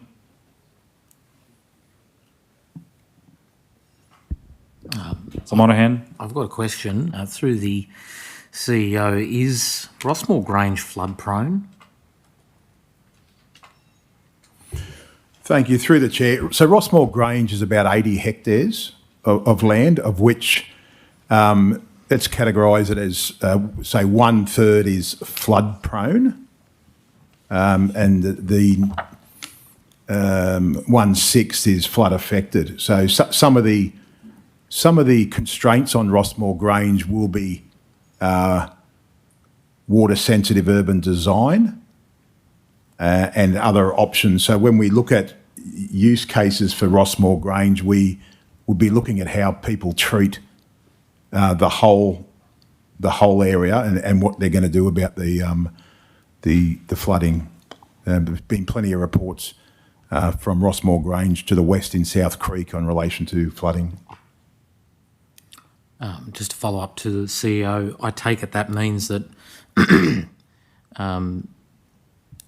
the flood-prone nature of portions of the site will be taken into account in any reports that are provided. Yeah, that's correct. Again, to the CEO, are there any Aboriginal cultural heritage or historical artefacts or values or connections to that parcel of land? Yeah, through the chair, I'm sure there are, and that's where the due diligence will come in. So we can't move ahead without doing those investigations and interrogating all those considerations in relation to that category of constraint. Okay, thank you. Any other further discussion? Councillor Carnegie? Yes, I speak against the motion. When I speak against the motion, I don't know where the $250,000 is calculated from. I don't know how that figure's achieved. No due diligence has been done by the mover of this motion to present to the council and the community as to why it takes $250,000 to determine whether or not a reclassification should be done in the mode that's sought. The other aspect is I'm perplexed as to why we have a desire to spend $250,000 on this when we could be spending it on the uplift of Macquarie Mall, Parks in Austral, anywhere else in the city. But this councillor, Councillor Hart, has probably never been to Rossmore Grange. No one's discussed a site tour there, giving councillors an opportunity to go out there and see what the intention is. This councillor doesn't even live in the LGA, but yet he's moving a motion where he adds on the fly that notes that this motion does not mean that the Rossmore Grange will be disposed of. Well, what does it mean? Please enlighten us. What does it mean? When it was prepared, it was clearly intended that that's what it meant. But today, you're at a point 4 to try to convince this community that you don't intend on disposing of it. They're not mugs. They can read the room. They read the initial motion.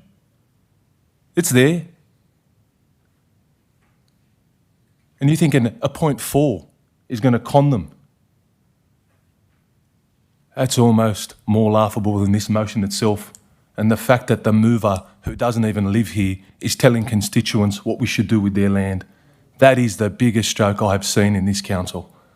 Under no circumstances will I be supporting a joke of a motion moved by somebody who probably hasn't stepped foot in Rossmore Grange, probably wouldn't be able to point it out on a map. It ain't Peakhurst, it's Rossmore.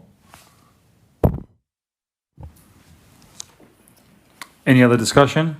We have a speaker against. Yes. Yes, I would like to speak against the motion. The motion generally, when it started, was totally valueless, but point 4 is particularly valueless. It's hard to take the motion seriously when it comes from a councillor whose contributions to many other important topics, debate, is similarly totally valueless. It's not an opinion that can really be taken seriously, particularly, as has been noted, that Rossmore Grange, nowhere near Peakhurst or Peakhurst Heights. It's a parcel of land that is within Liverpool, not the other local government area that Peakhurst Heights belongs to. And the clear intent of the motion is to dispose of the land, one way or another, dispose of, privatise, however you want to characterise it, it's the same thing. It's not a sensible motion. It's not one that ought to be supported. It is not one that is in the best interests of the people of Liverpool. And I think the best characterisation of it is totally valueless. We've had 2 speakers against. Any speakers for the motion? No. Councillor Hart, would you like your right of reply? No, but I will have a presentation for councillors later on. Thank you. Okay. I'll put the motion. All those in favour, please raise your hands. Against? Declare the motion carried. Division. All those in favour, please stand.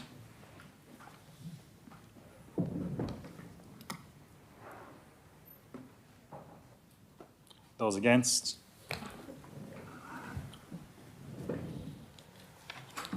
Declare the motion carried. Next item is NOM 06, page 264, tab 24, with the recommendation on page 264. Councillor Hart.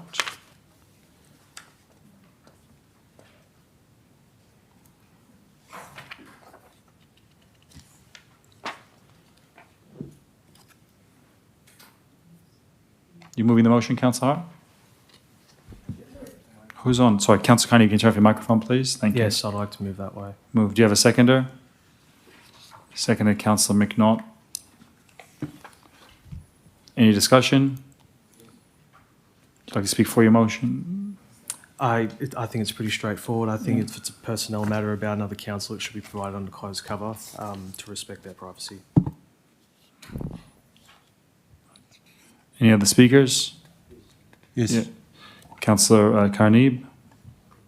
It's just a question through the chair to the CEO. If it requires an amendment to the Code of Meeting Practice policy, does it need to go out to public exhibition? Sorry, I withdraw that. When it ordinarily goes out to public exhibition for I withdraw that. Any change to the Code of Meeting Practice policy, does that generally go out to public exhibition? Through the chair, yes. Will this go out to public exhibition? Through the chair, if resolved.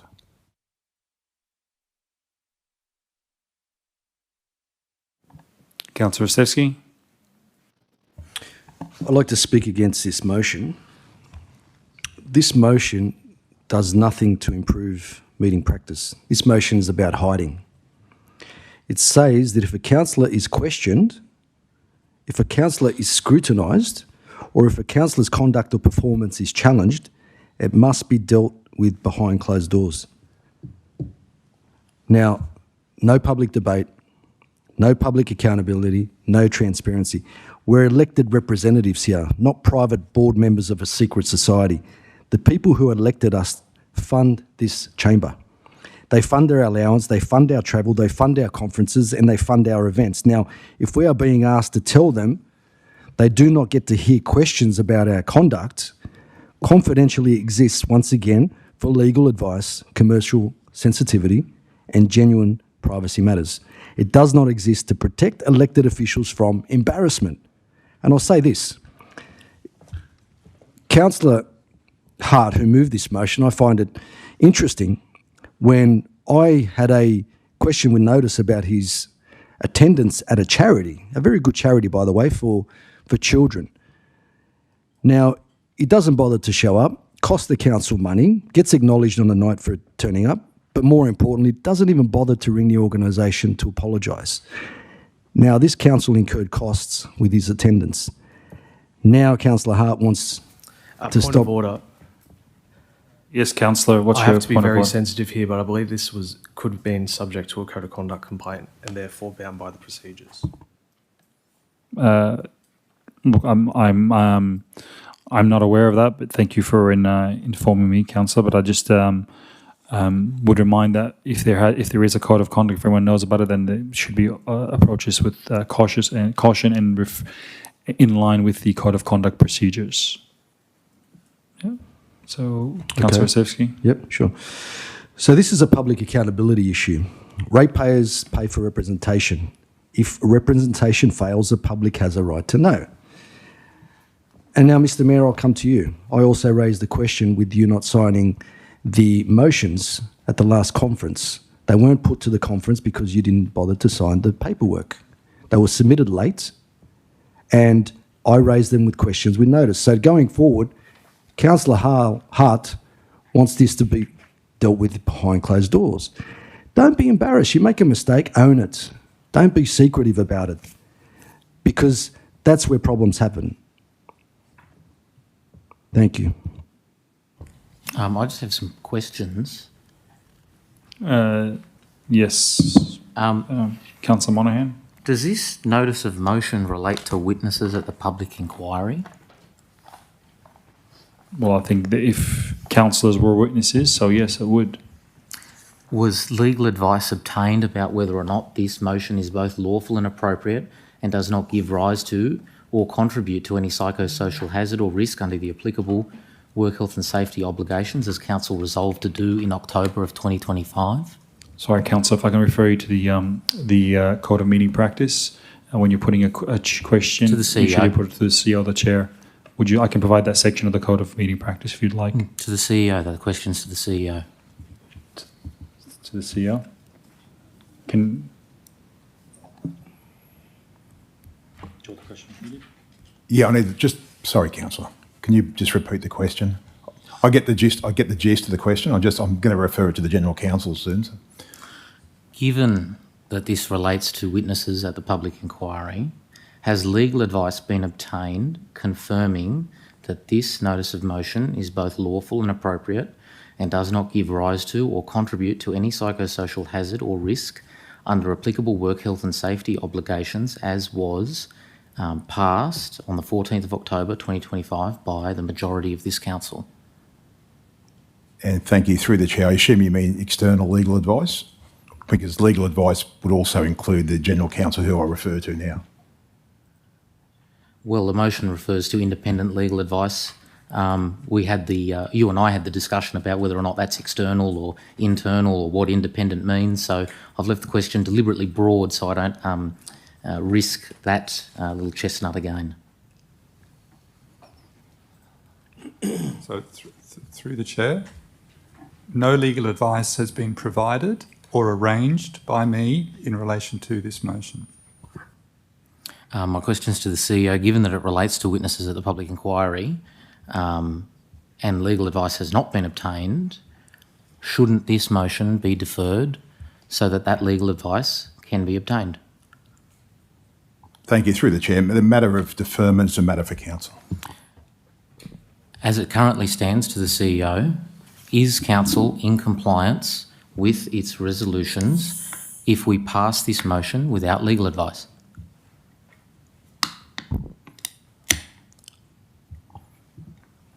I'll refer that to the General Counsel. My understanding is yes, but unless the General Counsel has any other comment on that. Councillor, this is a matter on which we've had some debate in the past. My view of the motion from the October meeting is that it applies where Council's proposing to take action against a witness. I don't think that's what's proposed here. I don't know if it's worth adding, though, that the question of when meetings can be closed is a matter governed by the Local Government Act. And we would need to look at this resolution carefully in that context. Of course. My question is to the CEO. If a witness at the inquiry felt that this motion were against their interests,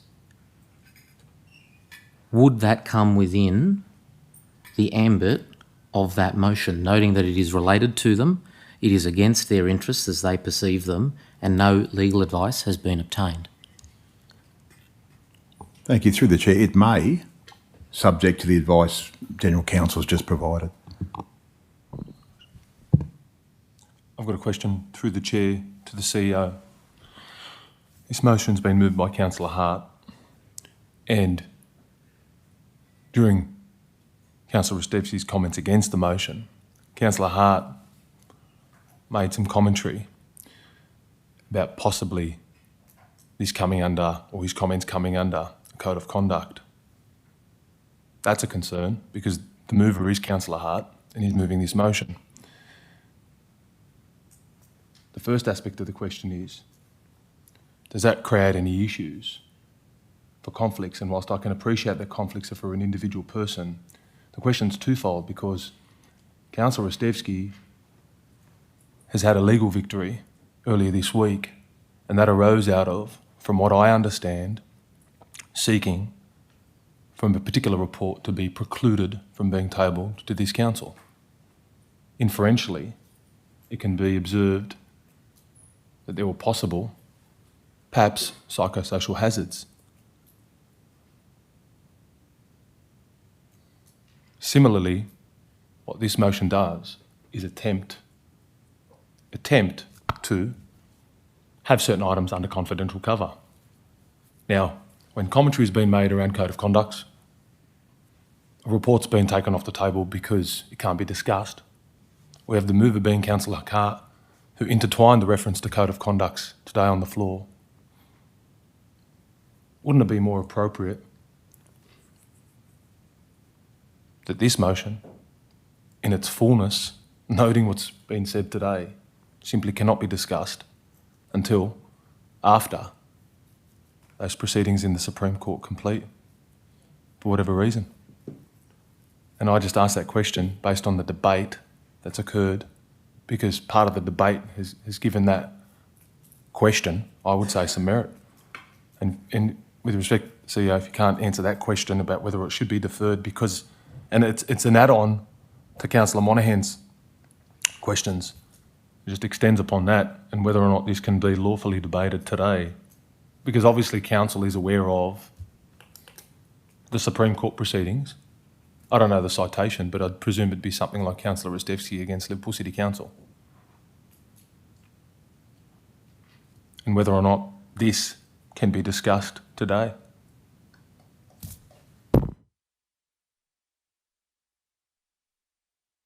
I'm not sure I got the whole of the question, but I mean, obviously conflict of interests are a matter for members of council. It's less the conflict of interest aspect. Of course, that's on the individual to declare it, despite what's being said. Whether or not someone chooses to declare an interest or not is a matter for them. But noting what's occurred this week, what's been pulled off, what's been said about this motion on the ground, not in confidential, I'd be cautious, but that's just my view. It's a matter for... Is any other discussion?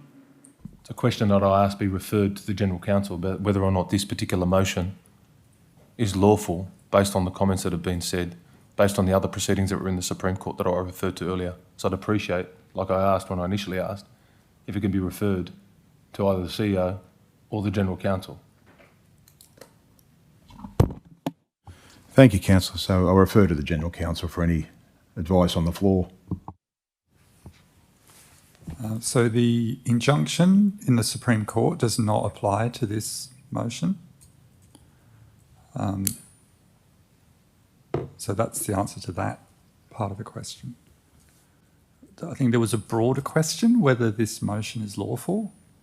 That is something which I would prefer to advise on. I'd prefer to take it on notice rather than give a global piece of advice here. The only point I would refer to is the one I made earlier, which is that the Act determines the circumstances in which Council can close a meeting. There are specific grounds specified in the Act, and on each occasion the public interest has to be considered. So may close on certain grounds, and if one of those is available, then Council considers whether it does so. Although my understanding of the motion is that the Code would say that matters are published in confidential, and then this Council would still consider. But as I say, these are matters determined by the Act, and caution needs to be exercised before trying to dictate them in the Code of Meeting Practice. Just another question through the chair to the appropriate director. Noting your comments by this being governed by the Act. Now, I know the Code of Meeting Practice, there are certain provisions within that where something can't be at direct cross purposes with another provision, right? With a motion like this that ensures that any question or notice of motions regarding another councillor be reported to the end under confidential cover. This really is not in direct line with the Act and would infer an opposing position. Would that be right? And by opposing a position, I mean that this mandates it, whereas the Act provides that it be discretionary because there's the test, correct? Thank you. Through the chair. Notwithstanding the General Counsel's stated position about taking it on notice, I'll ask about any other comments. I think I've given the best view I can orally in the meeting. As I say, I would like to give it some further consideration. Yeah, just finally, one final question, and I appreciate that you're going to take it on notice. But what we've got here is we've got Councillor Hart's motion, and then we've got the Local Government Act. They're two different things. correct? I can answer that, yes. Yeah, they're two different things, okay. So it's either a piece of legislation or it's Councillor Hart's made-up motion. All right, my position's clear. Yes, I have another question. So just to clarify, is it the case that at this stage we can't determine whether or not this notice of motion is inconsistent with any provisions of the Local Government Act? Is that correct? To the CEO. Forget that bit. Yeah, thank you. Through the chair. Well, I think that's a stated position of the General Counsel, who wants to consider that in the light of what's been raised and give you the best advice that he can by taking it on notice this evening. Okay, my question's to the Mayor. Should we as a council be passing motions or notices of motion that we're unsure of if they're lawful or consistent with the Local Government Act? I refer you to the Code of Meeting Practice. Which part? To the Mayor. It's covered in there with regards to the legality of motion, preparation of the agenda, lawfulness of motions, and then on the matter of the floor. I'm asking you, to the Mayor, are you going to make a ruling as to whether or not this notice of motion is lawful, which is in your discretion and in your power under the Code of Meeting Practice and the Local Government Act? Yeah, well, I haven't called it unlawful, and neither has the CEO, and neither have the staff, hence why it's on the agenda. Yes, I'm asking you now. Which is why I refer you to the Code of Meeting Practice, which covers that item. Yes, so you're not ruling it, my question's to the Mayor, so you're not ruling it unlawful. Correct. So you're ruling it lawful. Are you saying that this is lawful? If it's not unlawful, it must be lawful, isn't that right? Yes. Yes, so this is lawful. Councillor, so I refer you to the Code of Meeting Practice. It's a very simple question. I just want to know what the position is, because that'll determine... And it's a very obvious thing, Councillor, because if we're debating the matter now, then it complies with the Code of Meeting Practice, right? Would you like to go through the Code of Meeting Practice? I hope we do so over the weekend. Yes. I'm looking forward to that. But, it clearly covered. I think, yes. I think we can teach you a few things. Thank you, Councillor. So, if it is, in fact, lawful, I'd like to move a motion of dissent and say, look, I'm dissenting in that ruling. I don't believe that this is lawful, or at best it's unclear as to whether it is lawful. We've had advice, sorry, I withdraw that. We've had comments from the General Counsel who cannot determine on the fly, which is an entirely fair and appropriate thing to say, that this motion may be lawful, but it may not be lawful. It may be consistent with the Local Government Act. It may not be consistent with the Local Government Act. Particularly, some of the things he pointed out were with respect to when meetings can be closed and the discretion under the Act to do so. In circumstances where it is unclear whether or not it is lawful, I think we have an obligation to defer the item, to obtain the considered advice of General Counsel, so that we can determine whether or not Council can deal with this. It's very analogous to another situation where I attempted to move a motion, an amendment to a mayoral minute. It was ruled as inappropriate and not something that I could do. The General Counsel took that on notice and provided certain advice about that. I don't think it would be unsurprising to people as to who was correct in that circumstance, and I'm concerned that I may also be correct in this circumstance, that what we are doing could be unlawful, and we have an obligation to ensure that Council passes motions that are lawful. I'm not saying that it is unlawful, I'm saying that it could be.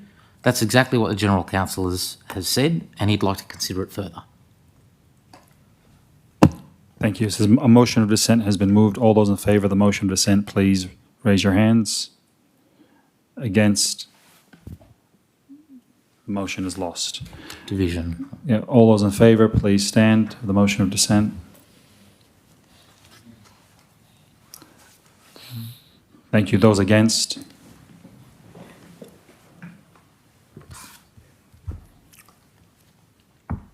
Thank you. Please be seated.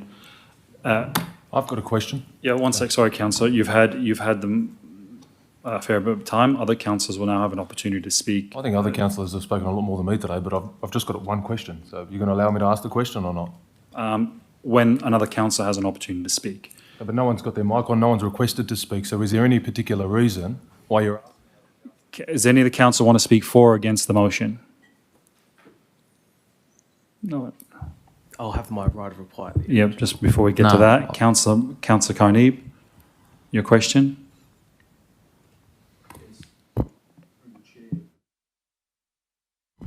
Through the chair to the appropriate director.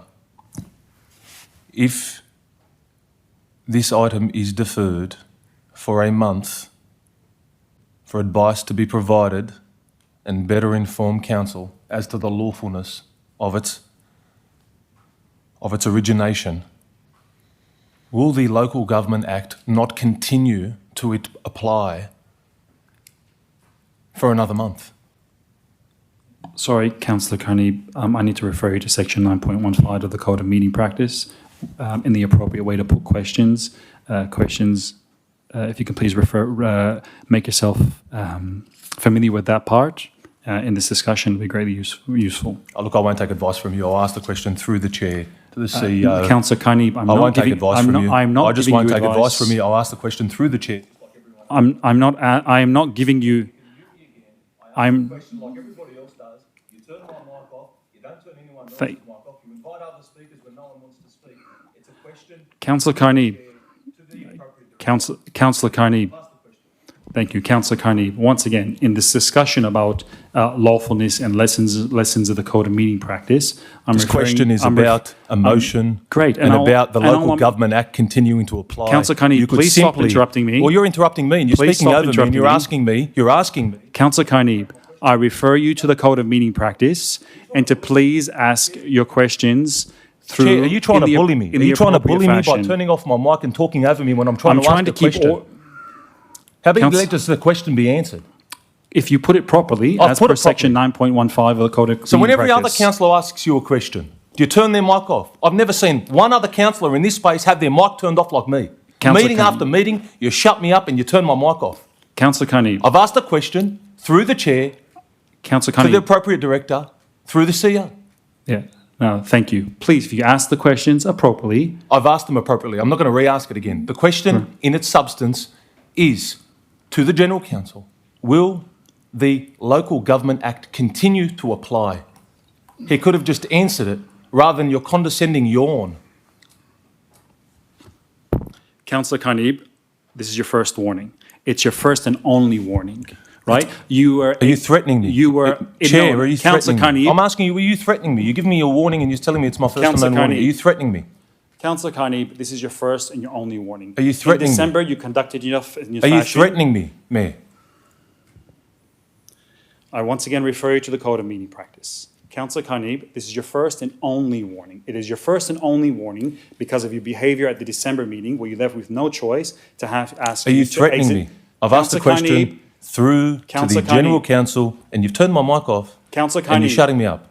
So if you intend on kicking me out, you can kick me out or you can resume your seat and just let the General Counsel answer the question. So you're either going to kick me out, like you threatened to do, or you're going to refer the question to the General Counsel. That's the position. So, once again, Councillor Carney, this is your first and your only warning. As the chair, I have risen to not be interrupted as per the Code of Meeting Practice. Your behaviour in the December meeting left me with no option but to ask you to leave the meeting. Right? I gave you 3 warnings then. You have not apologized for your behavior then, and I'm now giving you one and only warning. Right? Please conduct yourself in a fashion that keeps order and decorum within this chamber as per the Code of Meeting Practice. What for? For you turning my mic off? Councillor, once again, you're interrupting me.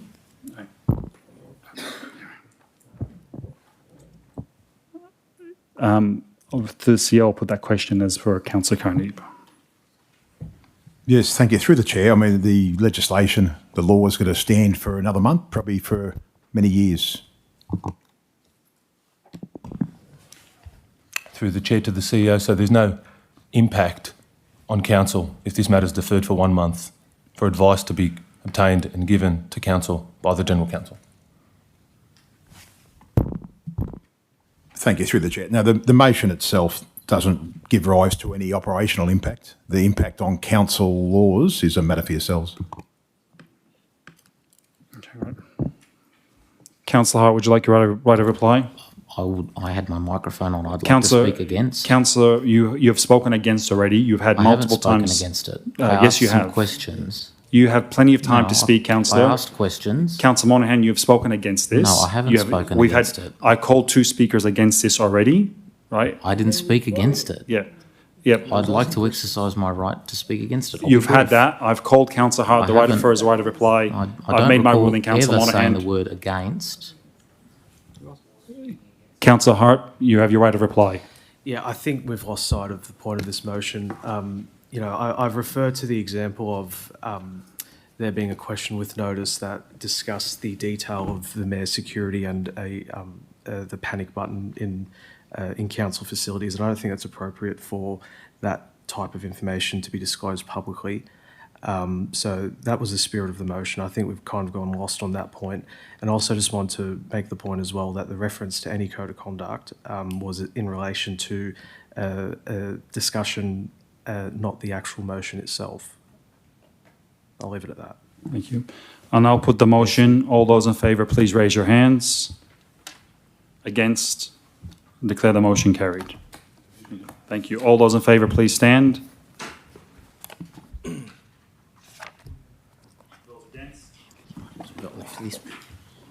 Thank you. Everyone, I'll now call a recess and we'll return to the chambers at 6:30. Thank you.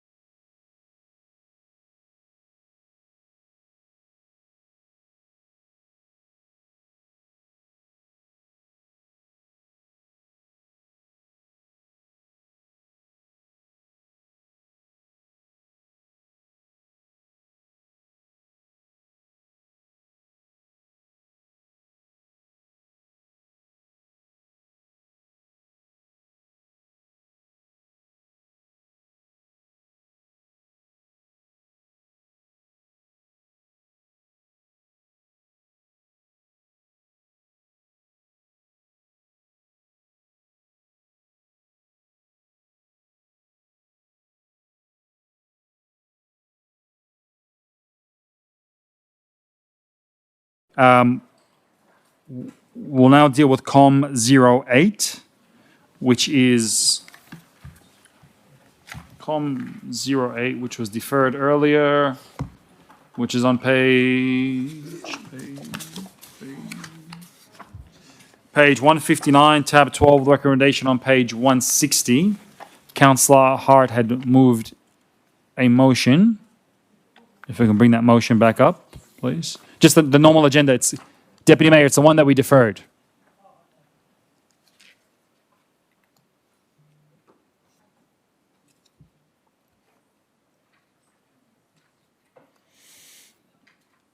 All right. So we had a motion that was moved by Councillor Hart, seconded by Councillor Moon, which is still live, I would say, by the order that we dealt with it.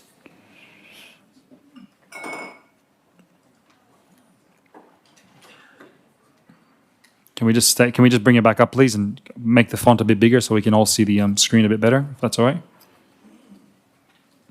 Thank you. All right. Councillor Hart, would you like to speak for your motion? Thank you. I thank the staff for preparing this report. I think there were some questions that were asked by Councillor McNaught. I don't remember exactly what they were in relation to this motion. That's why it was deferred. Do we have any clarity on those issues or matters of concern raised by Councillor McNaught? Through the Mayor to the CEO. Yep. CEO? Thank you. Through the chair. Sorry, Councillor Hart. Can you just repeat that? There were questions or concerns that were raised by Councillor McNaught at the last meeting, and that was the reason why this matter was deferred to this meeting. I think it was in relation to some of the... Councillor McNaught, could you help me here? I don't remember exactly what it was. I was going to ask a question when questions were called. If I could ask a question through the Mayor to the CEO. I did move that this item was deferred last meeting because I had some queries around the inclusion of the motions that were on the agenda, and I asked for information on what workshops we had to workshop the motions, because there were some that I definitely recall working on and some that I don't. I didn't get any response to the question. I was wondering if there was any further updates, but I don't want to delay this any further. Thank you. Through the chair. So I'll just refer to the Director of Community and Lifestyle as to, Director, whether there are any workshops or further councillors' interaction on the proposed motions to go to the NGA conference in between the last council meeting and this council meeting.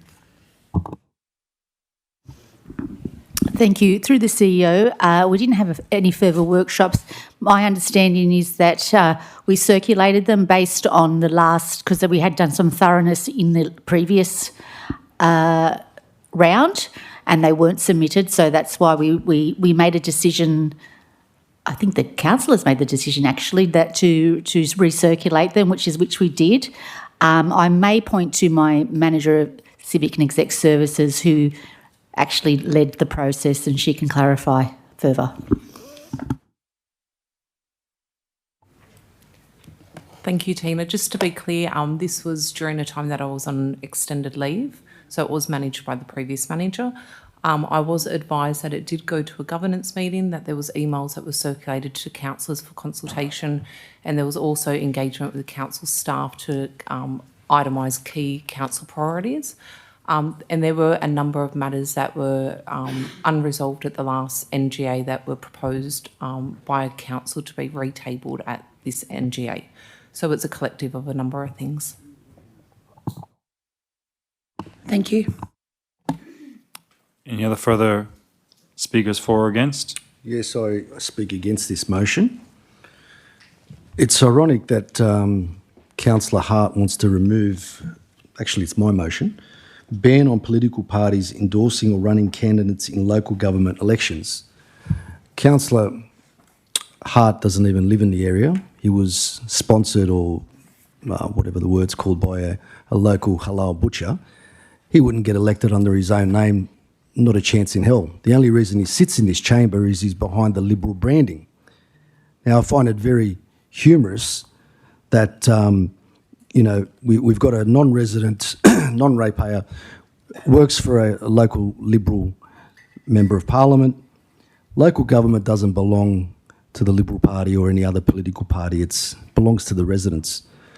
And council was never meant to be a branch office for state or federal party machines. And, we are here to fix roads, approve developments, maintain parks, manage waste, protect community assets, deliver services, that's it.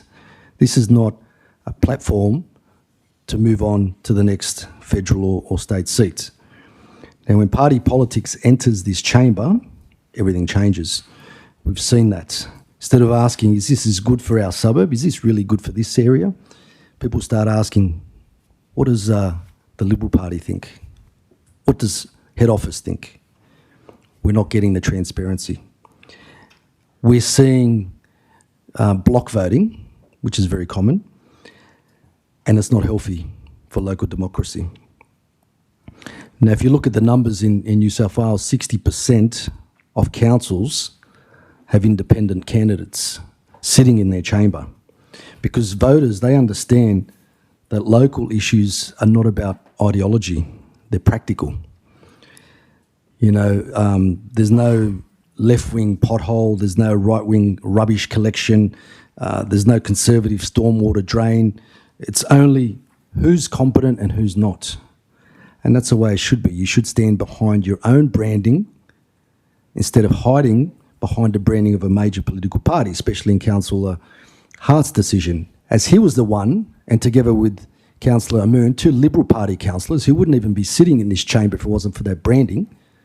No other councillor has come up against this motion except those two. No one would know them. I challenged them to run at the next election as their own person. They wouldn't get up because they don't have that strength of character. It requires strength and of conviction. To hide behind a brand like the Liberal Party is weak, because we all know that people hate voting in Australia, and by default they'll vote either Liberal or Labor or whatnot, and you're straight away 30%.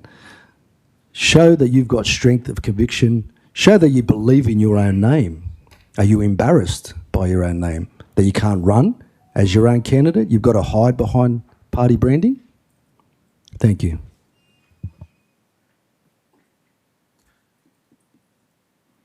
Any other speakers for or against? I just have a question. Ms. Councillor Hart. It's through the Mayor to Councillor Rostevsky. Did you run for our local community at the 2024 local government election in Liverpool? Yes, I did, but that's not a major political party. I'm happy to stand by my motion. Why don't you support me? Why are you afraid to allow that motion to hit the chamber in Canberra? And through the CEO, is he actually enrolled to go? And is Richard Amoon enrolled to go to Canberra? Can I ask those two questions? Because they're the mover and the seconder, and the public has a right to know that these two are supporting a motion. I'd like to know if they're actually attending. I have another question. I'll refer to the CEO. Thank you. Through the chair, I don't know who's attending from the councillor cohort at the moment, but the manager does. And if I could refer to the manager, who may be able to tell me who the councillor attendance list is.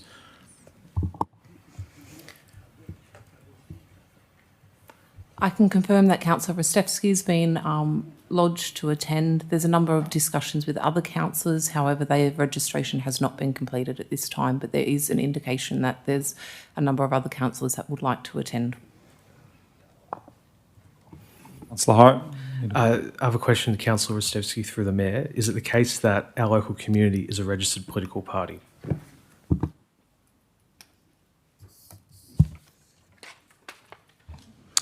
Yes, only for local government, but I'm happy to support my motion. What's the point of your question? Are you with me? Do you have strength of character? No one voted for me because of our local community.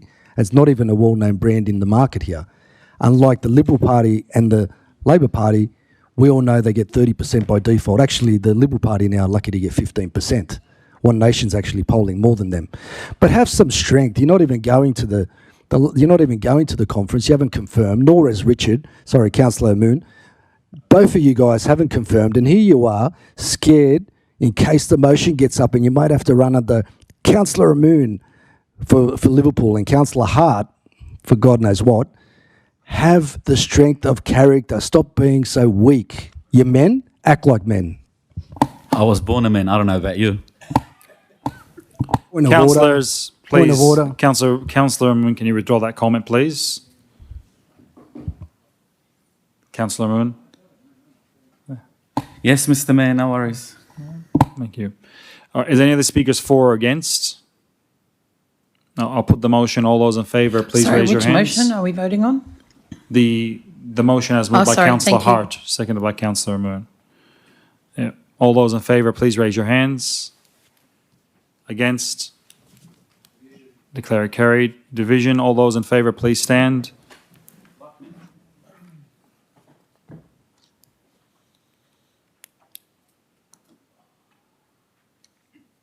Those against? Thank you. Declare it carried.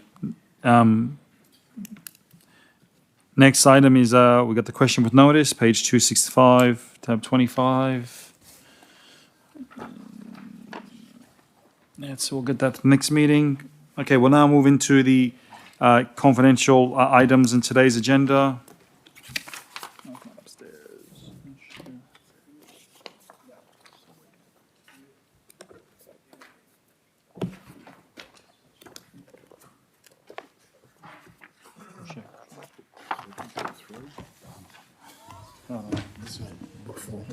Okay, next item is in book 4. The larger book one, Councillor McNaught. Just one sec, page 3, with the recommendation on page 3. I'm happy to move as per the recommendation. Do you have a seconder? Seconded, Deputy Mayor. Any discussion?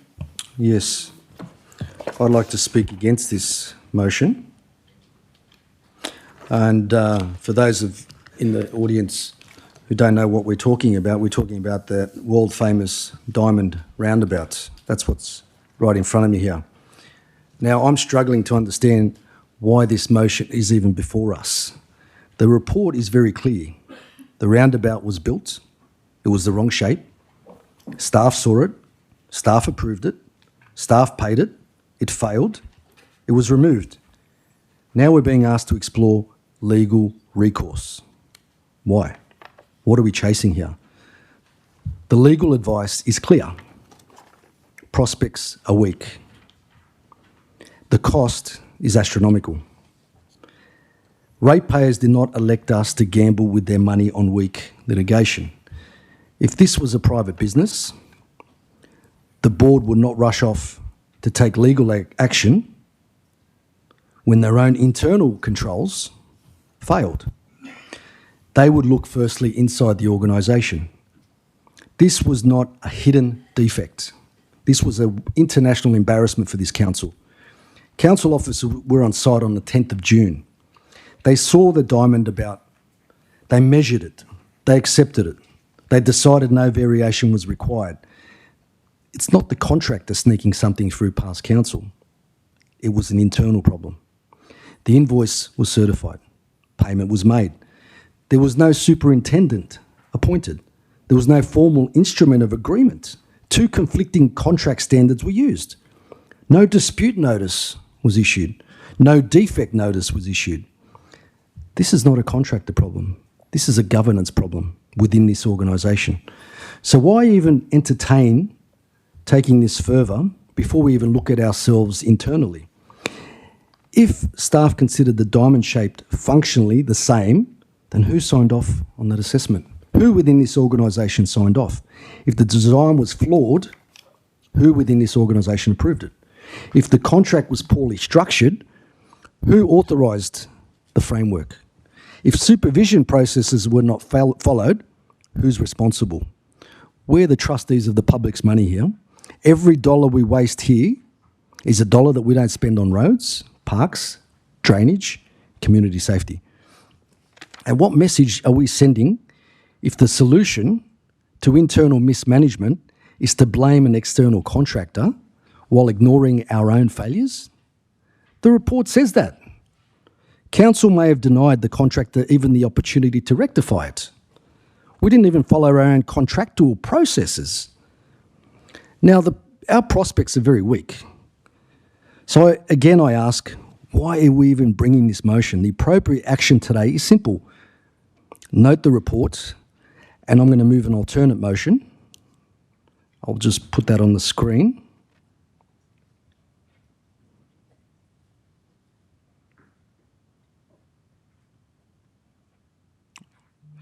An alternate motion's coming up, and I'll give you guys a second to read it.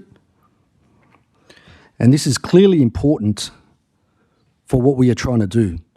There is some fundamental problems within this organisation in terms of a number of problems, not just this. And this needs to be rectified because, honestly, the things that I've seen in the past 18 months driving me nuts.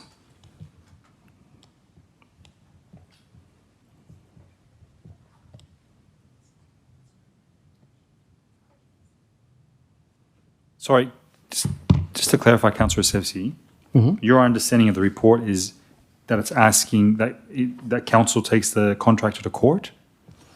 Well, if you have a look at it,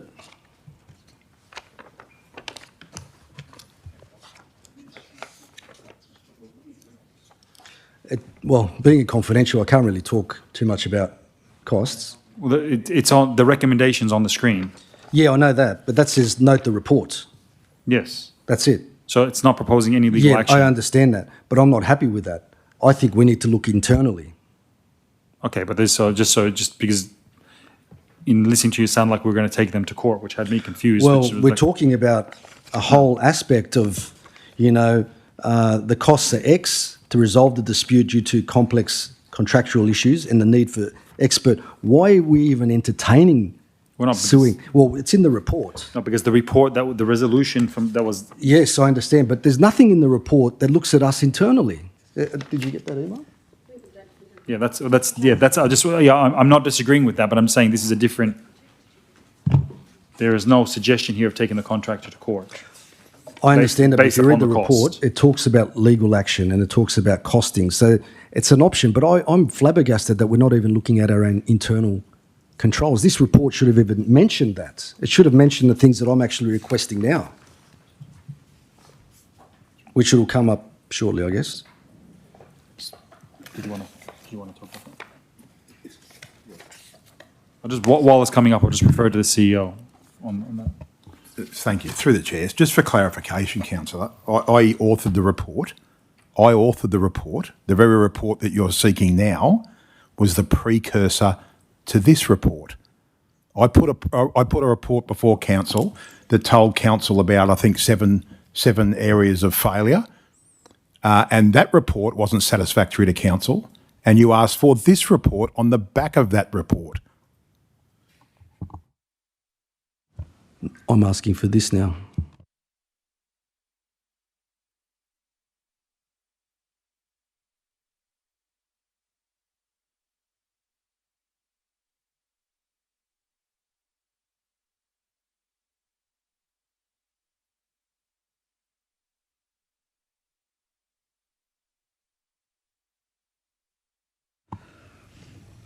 Can I just ask, with that being on the screen, whether or not we should actually not be live streaming that?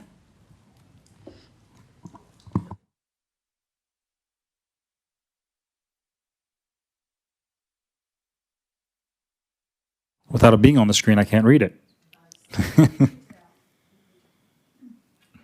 It's got commercial numbers in it, potential commercial numbers. I think there's only one set of numbers.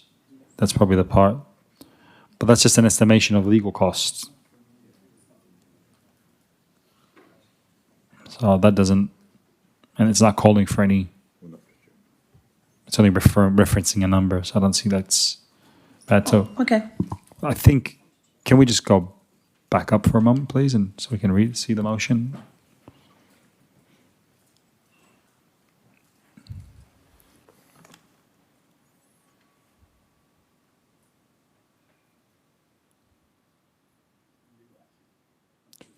Yeah, so I'm not worried about B.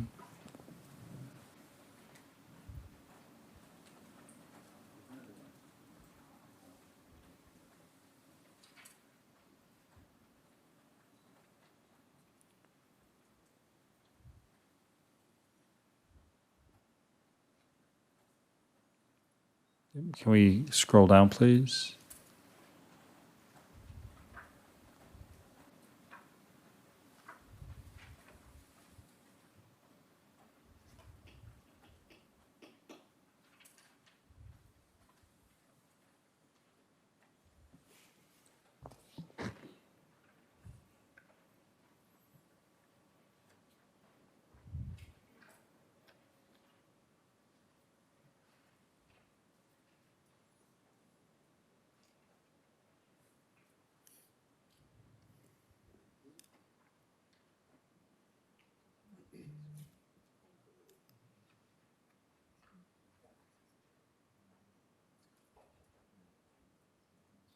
What do you mean by 0.6, councillor?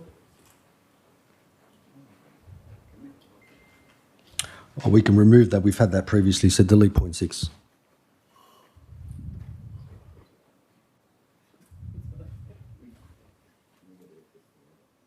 Was that it?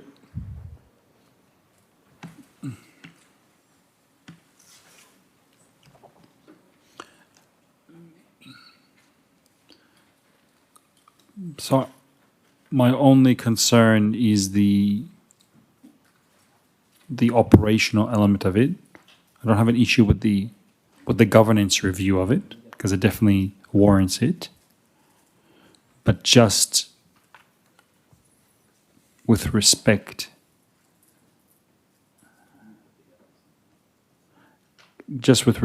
to where it crosses the operational line is where I have concern.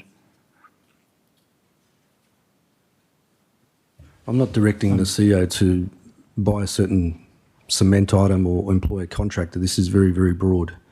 It's up to him to implement it and to take the operation. I'm just looking at it from a governance point of view. Yeah, but I'm just saying when you look at A, 5A, a clear selection of a single contract form. That's where we had the breakdown. That's led to this international embarrassment that we've had. I'm just trying to ensure that it doesn't happen again. Yeah, but I'm like I just say, that's a procurement process, or would you? You know what I mean? I don't have enough knowledge or background into what that actually means. I get B, I get the other points. Is there an existing policy around that? I'll just refer to the. I said that I'm fully in support of governance review, which is now the second time this is coming up, but just don't want to cross the line. I refer to the CEO.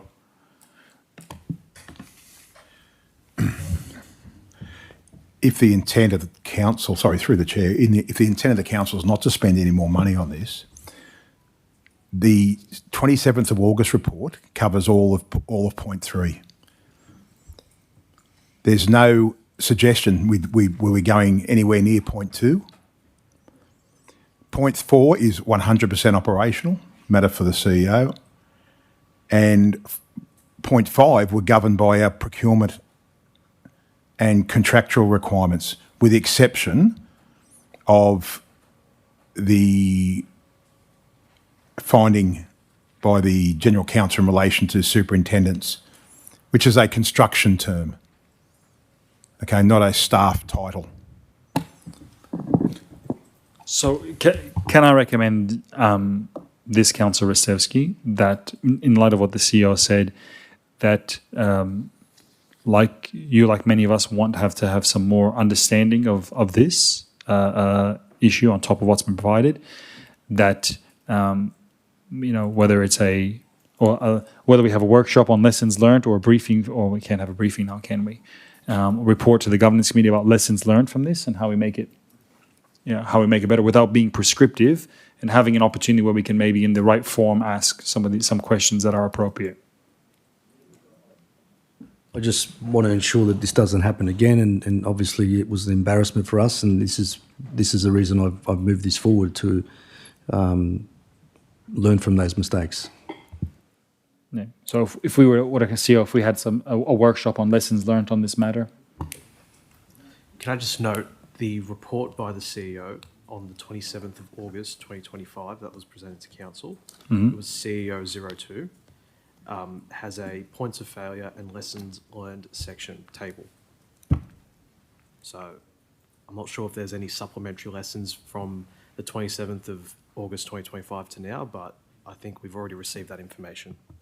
The thing that concerns me, and I know the CEO mentioned it's operational, but when a mistake like this happens to damage our brand internationally, I'd like to make sure that there is some sort of disciplinary action being taken and performance management steps taken.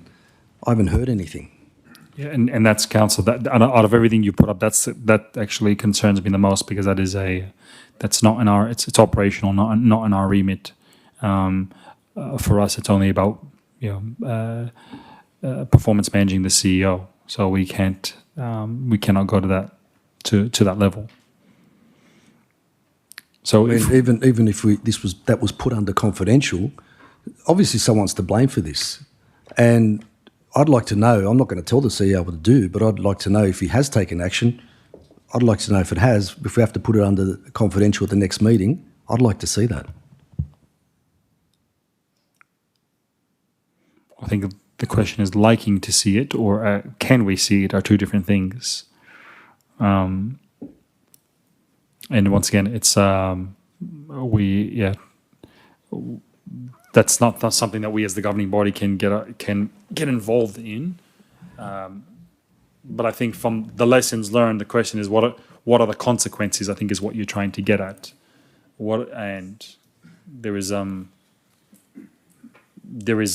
some validity in that, but I think maybe if I can go back to, I think the recommendation of that, if there is, if we have maybe if this was presented in person, where they could versus a report, when we could have a discussion about it, maybe it would allow the councils to be fully satisfied with that we've all learned from this. Thank you, through the chair. I just urge council to review the document on the 27th of August. I think it satisfies your needs. So if we want to bring this back, if it doesn't satisfy the needs, if you review the 27th, and then you take what don't forget the General Counsel reviewed my document. I think, through the CEO, I honestly would like to know what action's been taken, and there's obviously an individual or a team of individuals within this organisation that have done the wrong thing and damaged the brand, and ratepayers are furious. I'd like to know whether it's a confidential meeting. I'm happy for that to be. I don't like going into confidential, but for that aspect, I'll accept that. And there's nothing wrong with us councillors knowing that. We're not telling you what to do, but did you take action? If you didn't take action, why not? That's simply what I'd like to know. Well, I think, councillor, if you were to change your motion to around something along just to have it as 0.6, and then we have the other reports. We can recirculate the other reports as referred to by the CEO. Lots coming there, but having that workshop to discuss lessons learned from there is probably probably the best way to go about it, I would say. Look, happy with that, as long as we can also include 0.4D. Yeah, it's not within our remit, council. That's actually the most challenging part of it all. Because without naming the person, can I just ask, was any disciplinary action taken against anyone in relation to this?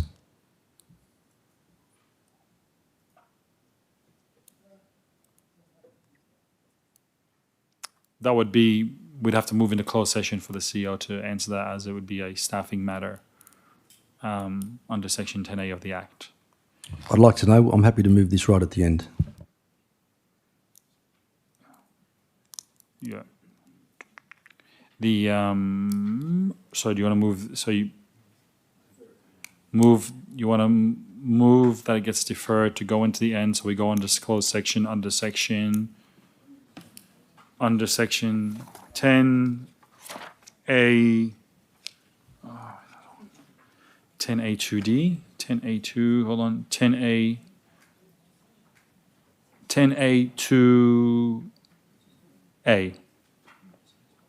as it contains personnel matters that are concerning particular individuals other than councillors. Yep, that's the one.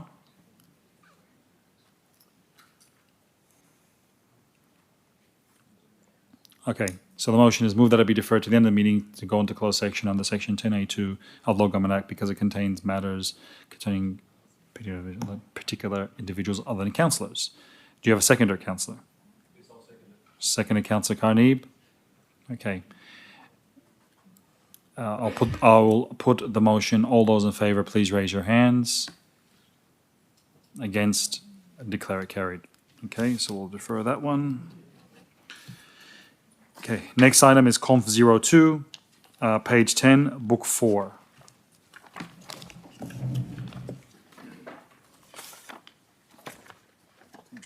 Happy to move that way. Moved councillor Hart, seconded councillor McNaught.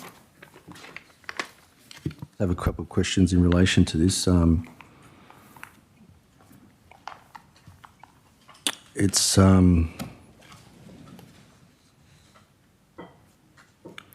this one's concerning Confo 2, right? The lift, right? Yes. Yes. Yes. Okay. I'm just a little bit concerned that we've installed proprietary. Speaking for, against, or just asking questions? No, I'm asking questions. Okay. The question, just a bit put into context, I'm a little bit concerned that we've installed proprietary systems. Now we're kind of locked into this manufacturer, and as the report says, there's no real competition, no procurement. It's a strategy issue that we've got here. Why was this not even considered during the construction stage? Councillor, can I ask that you put your question in the appropriate Through the format? CEO. Thank you. Sorry. Thank you through the chair. That's probably the same reason we didn't put hot water in.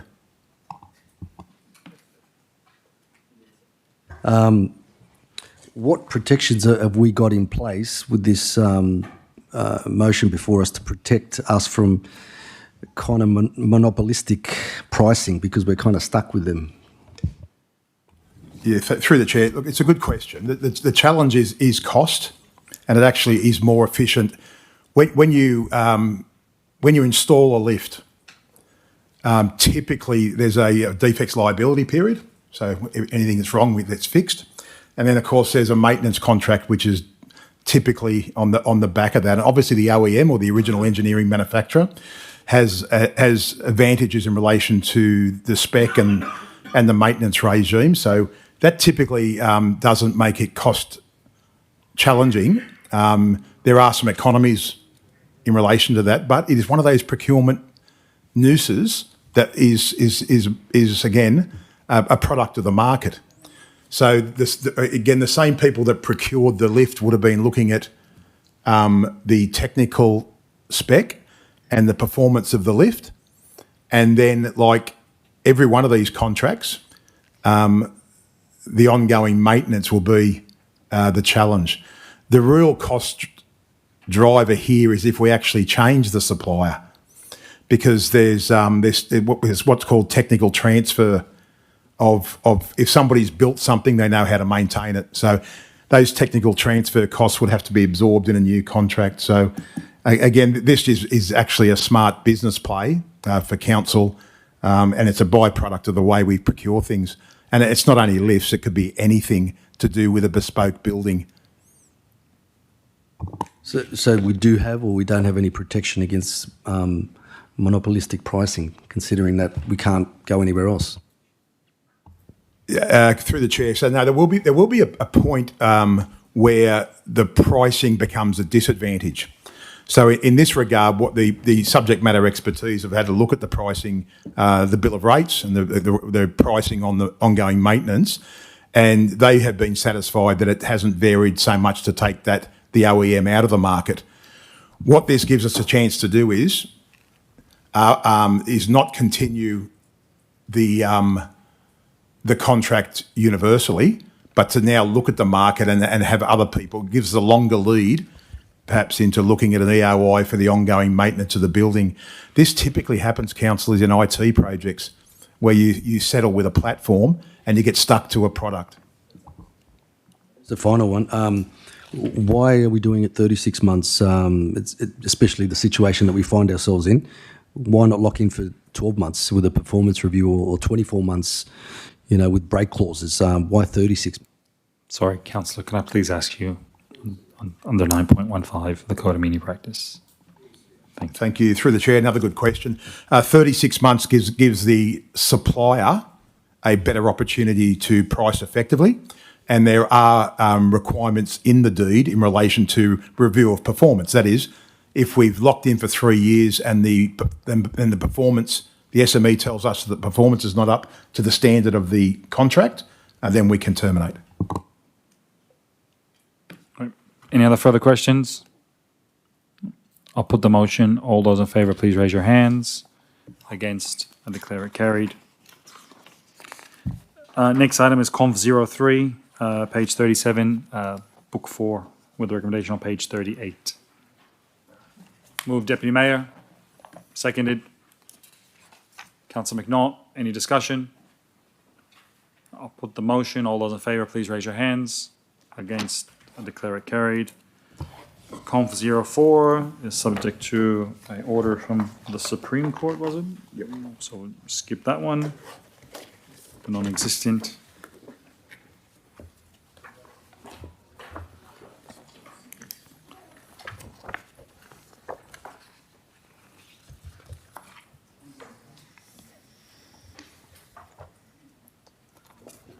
I'm just thinking procedurally how that actually works. Even though it's a court order, it actually has to be technically deferred. Take some advice on that. It's in the agenda, isn't it? Yep. Gotta defer it. Yeah, I think technically we have to move it was technically on the agenda. So to comply with the Code of Meeting Practice, it should be noted that it's not dealt with because of, we'll defer. Sorry, through the chair. I'll just take some advice. It's quite unique circumstances. The matter is not being dealt with because of a court order. I think we can leave it at that. No, but through the CO, the regards to it's still an item that's on the agenda. Therefore, the Code of Meeting Practice still applies. Therefore, it should be deferred till the conclusion of the court matter.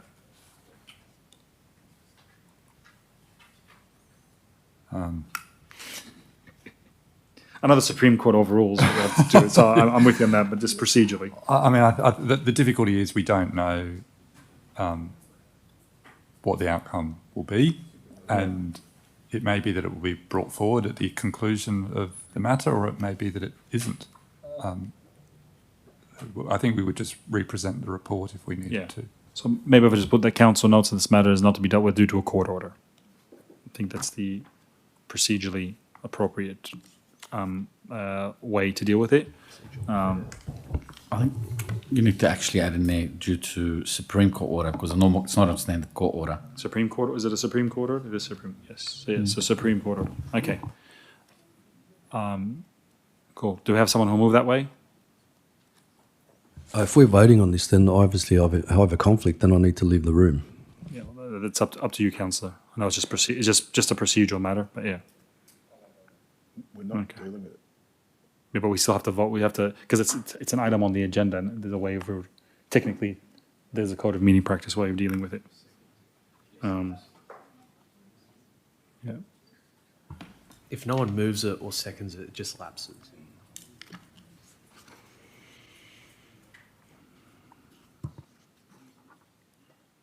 That's another way. So there's no mover, there's no seconder then? We'll go that way. Happy with that. The motion lapse is. Okay, next item is Conf 05, which is in Book 7, with the recommendation on page 3. I would like to move a motion.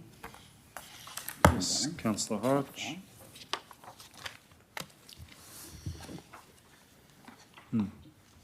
Sorry, just give me one moment. Let's put it right here.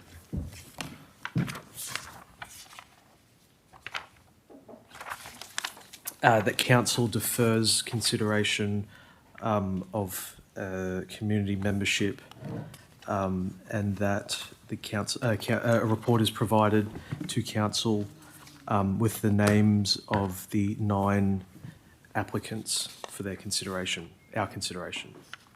Do you have a seconder? Second, Councillor Amun. Any discussion? Councillor McNaught. Can I just ask that as part of the deferral and the report provided with the names, that we also have a bit of a rubric around who was selected and why, because we often get that with other committee memberships, and it's very helpful to help us understand why selections were recommended and for us to agree or not. Consistency. Consistency is the word. Cool. Did you want to say something, Councillor Stevsky, or did I hear that or no? Or Deputy Mayor? Oh, right. With regard to this motion, I don't think we should be debating this at all. It falls under the same category as when we appoint community, or we used to appoint community members to the planning panels, and we decided as a council that that wasn't really our job to do that. And here, this is the same. We're not experts in these people, neither are we experts in appointing community members to planning panels. And for that reason, they were taken off. And therefore, the people who would probably best to make a decision on this are the ones who interviewed these people. That's my opinion. What do I know? I don't know any of these people. Why should I have to make a decision on who 3 out of 9 ought to be selected? So I don't think this is a function of this council to do that. We decided some time ago that we wouldn't do it for community members on planning panels, and I think this falls under the same category. So I think that would then matter of is this something that can be delegated to the CEO? So could we, as this matter is being deferred, then Deputy Mayor, are you happy that we also consider does the CEO have delegation to appoint all committee members on all committees? Oh, sorry, external. Yep. Is the mover and seconder happy with that addition to the motion?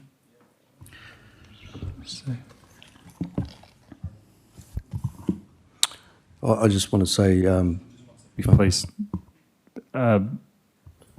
Yeah, sure. Yes, seconder, yes. Okay, cool. Yes, Councillor Osevsky, then Councillor McNaught.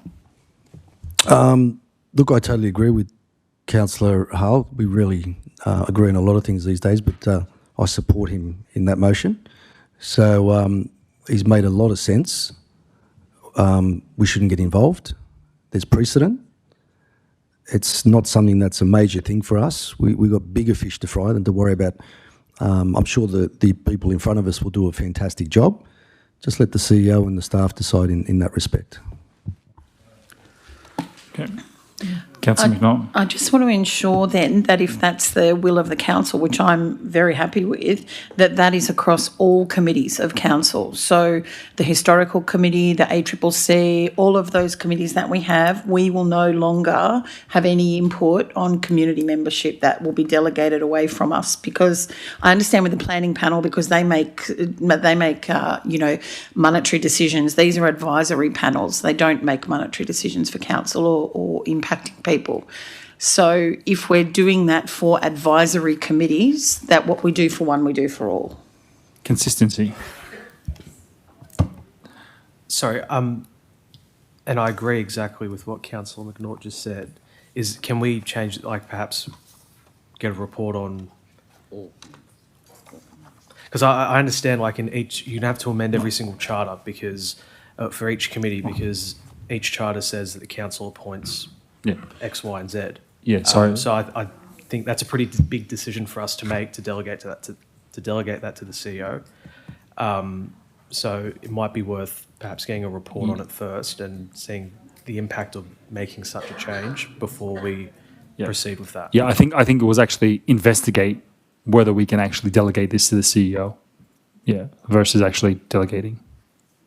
And then and perhaps report back at a governance committee meeting Yeah. But that shouldn't stop the consideration of any future committee or should it come to council until we get that report. Yeah, and report back to the governance committee. Seconder, happy with that?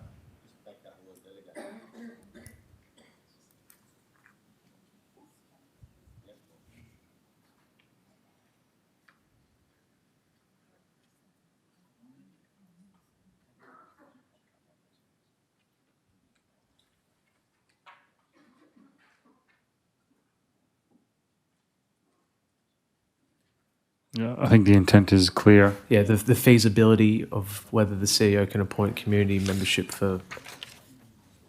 Yeah, I think the intent is clear. Let's not get caught up on. We got there. All right, any further discussion? If not, I'll put the motion. All those in favour, please raise your hands. Against, I declare it carried.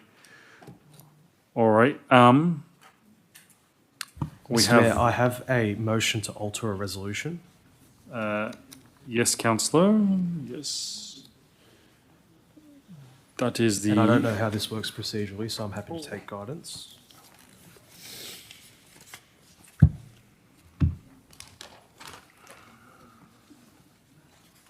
You want to, whilst I'm going to that, can you just enlighten the councillors on Yes, why? it was Operation 02.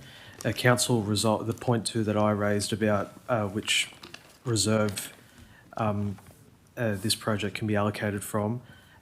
We put down what was resolved by council was to approve the allocation of $100,000 from the environmental levy reserve to support the project. It's the case that council can utilise the waste levy reserve. The rest of the resolution remains the same. And that was, this motion to alter the resolution was signed by Councillor Ramoon, Councillor McNaughton, and myself. Can I speak to it? Yeah, I'll refer to the CEO. Yeah, that was just my error. So I was talking about the environmental reserve. I meant the waste reserve. I said the wrong word. So that's where it came from. So technically, I think we just, if it's or rescinding or altering council decisions, which is under section 17.3.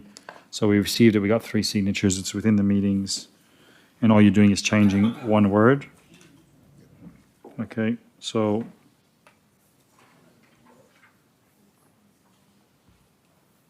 So first we'll vote on the rescission motion first, and then the alternate motion is the same motion except the word, instead of environmental, it is from waste. Is it the case that it is a rescission motion? I think for the ease of it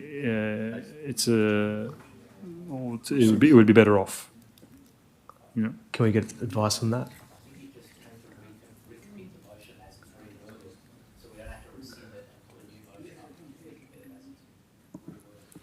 Yeah, I don't think that's exactly how section 17 reads. It's all right. We'll get more legal advice.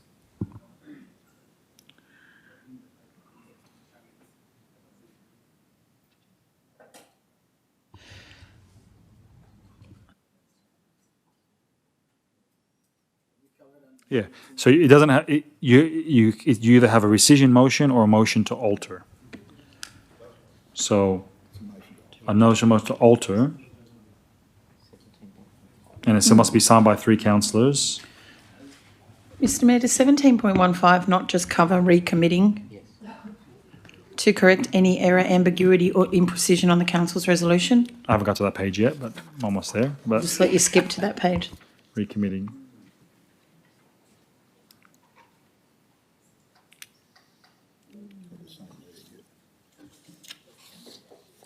Imprecision, I think that would firm.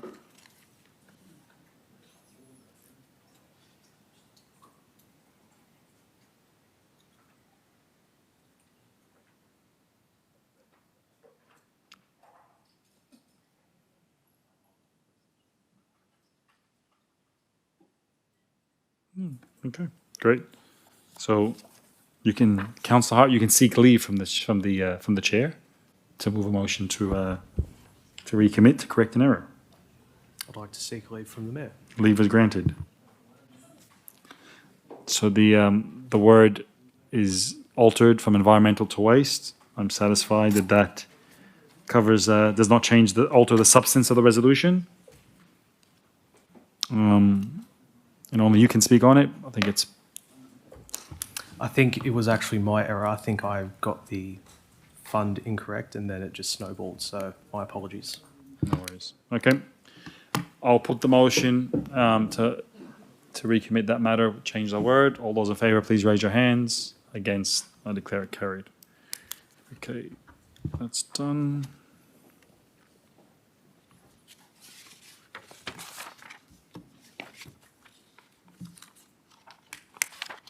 Well, that's pretty much it. Councillor Carney, I note that yourself and your colleagues put forward a motion for an extraordinary meeting, and I responded back to you saying that it's be dealt with as an urgency motion at this meeting. Would you care to move it as an urgency motion? I think in the spirit of moving past this, we got here today, we're a little bit late. We hope we don't miss much of the next meeting, but there's one more. So if you're minded to consider it, to bring it forward, then yes, but I don't want to get into a debate about it and waste everyone's time. It's the last. It's a matter for you. If you think it's worth bringing up, and it's not going to be a big hoo-ha about it, and we're going to bring and have it take effect from the month earlier, then that's fine. If not, it's another month. We're late. It's not ideal, but that's the position. We got here late today. I got here as early as I could. It was 5:06, and I was rushing, but I don't know what the next month's going to be like. So I guess once again, we have a rather than return within the next 14 days. Yes. There's no need. I'm not going to bring. I'm not going to pursue that. It's one meeting. If you think it's worthwhile bringing it up now, and the council as a governing body is amenable to it, then I'll raise the urgency motion. But I just don't want to waste anyone's time. But are you withdrawing the actual the extraordinary meeting notice? I'll withdraw it. It's one meeting. We can do our best to get here. But I just want to foreshadow to all councillors, we're trying our best to get here as soon as we can. So if there is an ability, depending on the size of the agenda, which we haven't seen, like if there is an ability to just hold it back a little bit till we get here at 5 o'clock, it'd be appreciated. Right. There's no need. It's one meeting. I understand. That's all good. All right. We do have that one item, yes, which is the roundabout. Let's come back to again, round and round, around the diamond. If only it was a round one, we wouldn't have this problem. So we now need to move into closed session. There's a motion from Councillor CFC that we moved into, we already have resolved that way, haven't we? Yes, we have. So to the members of the public, we have to, and those who are online and here, we have to move into closed section under section 10A 2A of the Act as the matter is confidential nature because it's a personnel matter concerning particular individuals other than councillors. And on the note, I have to close the meeting and we will reopen the meeting at the conclusion of this matter. Thank you.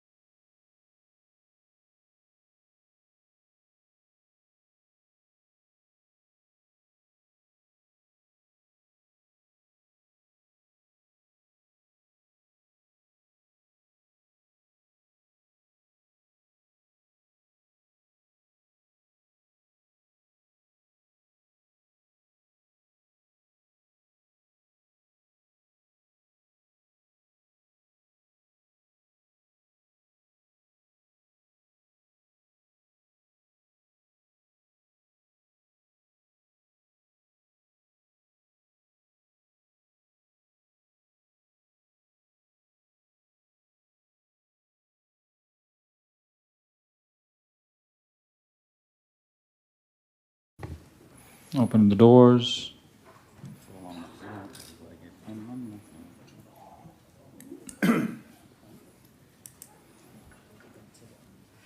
Thank you, everyone. For those who have rejoined us, Council resolved in closed session to note the contents of the report. That's there. Councillor Hart? I have a presentation. Yes, what's your presentation, Councillor? I'll get the staff to put it up. Once they're ready. No rush.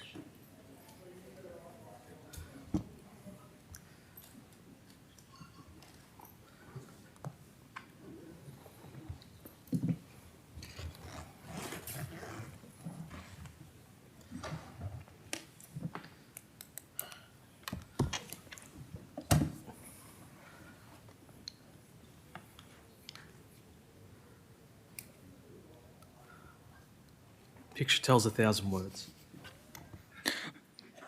Thank you, Councillor. AI can do some miraculous things. AI can do some miraculous things. On that note, I declare the meeting closed. Thank you, everyone.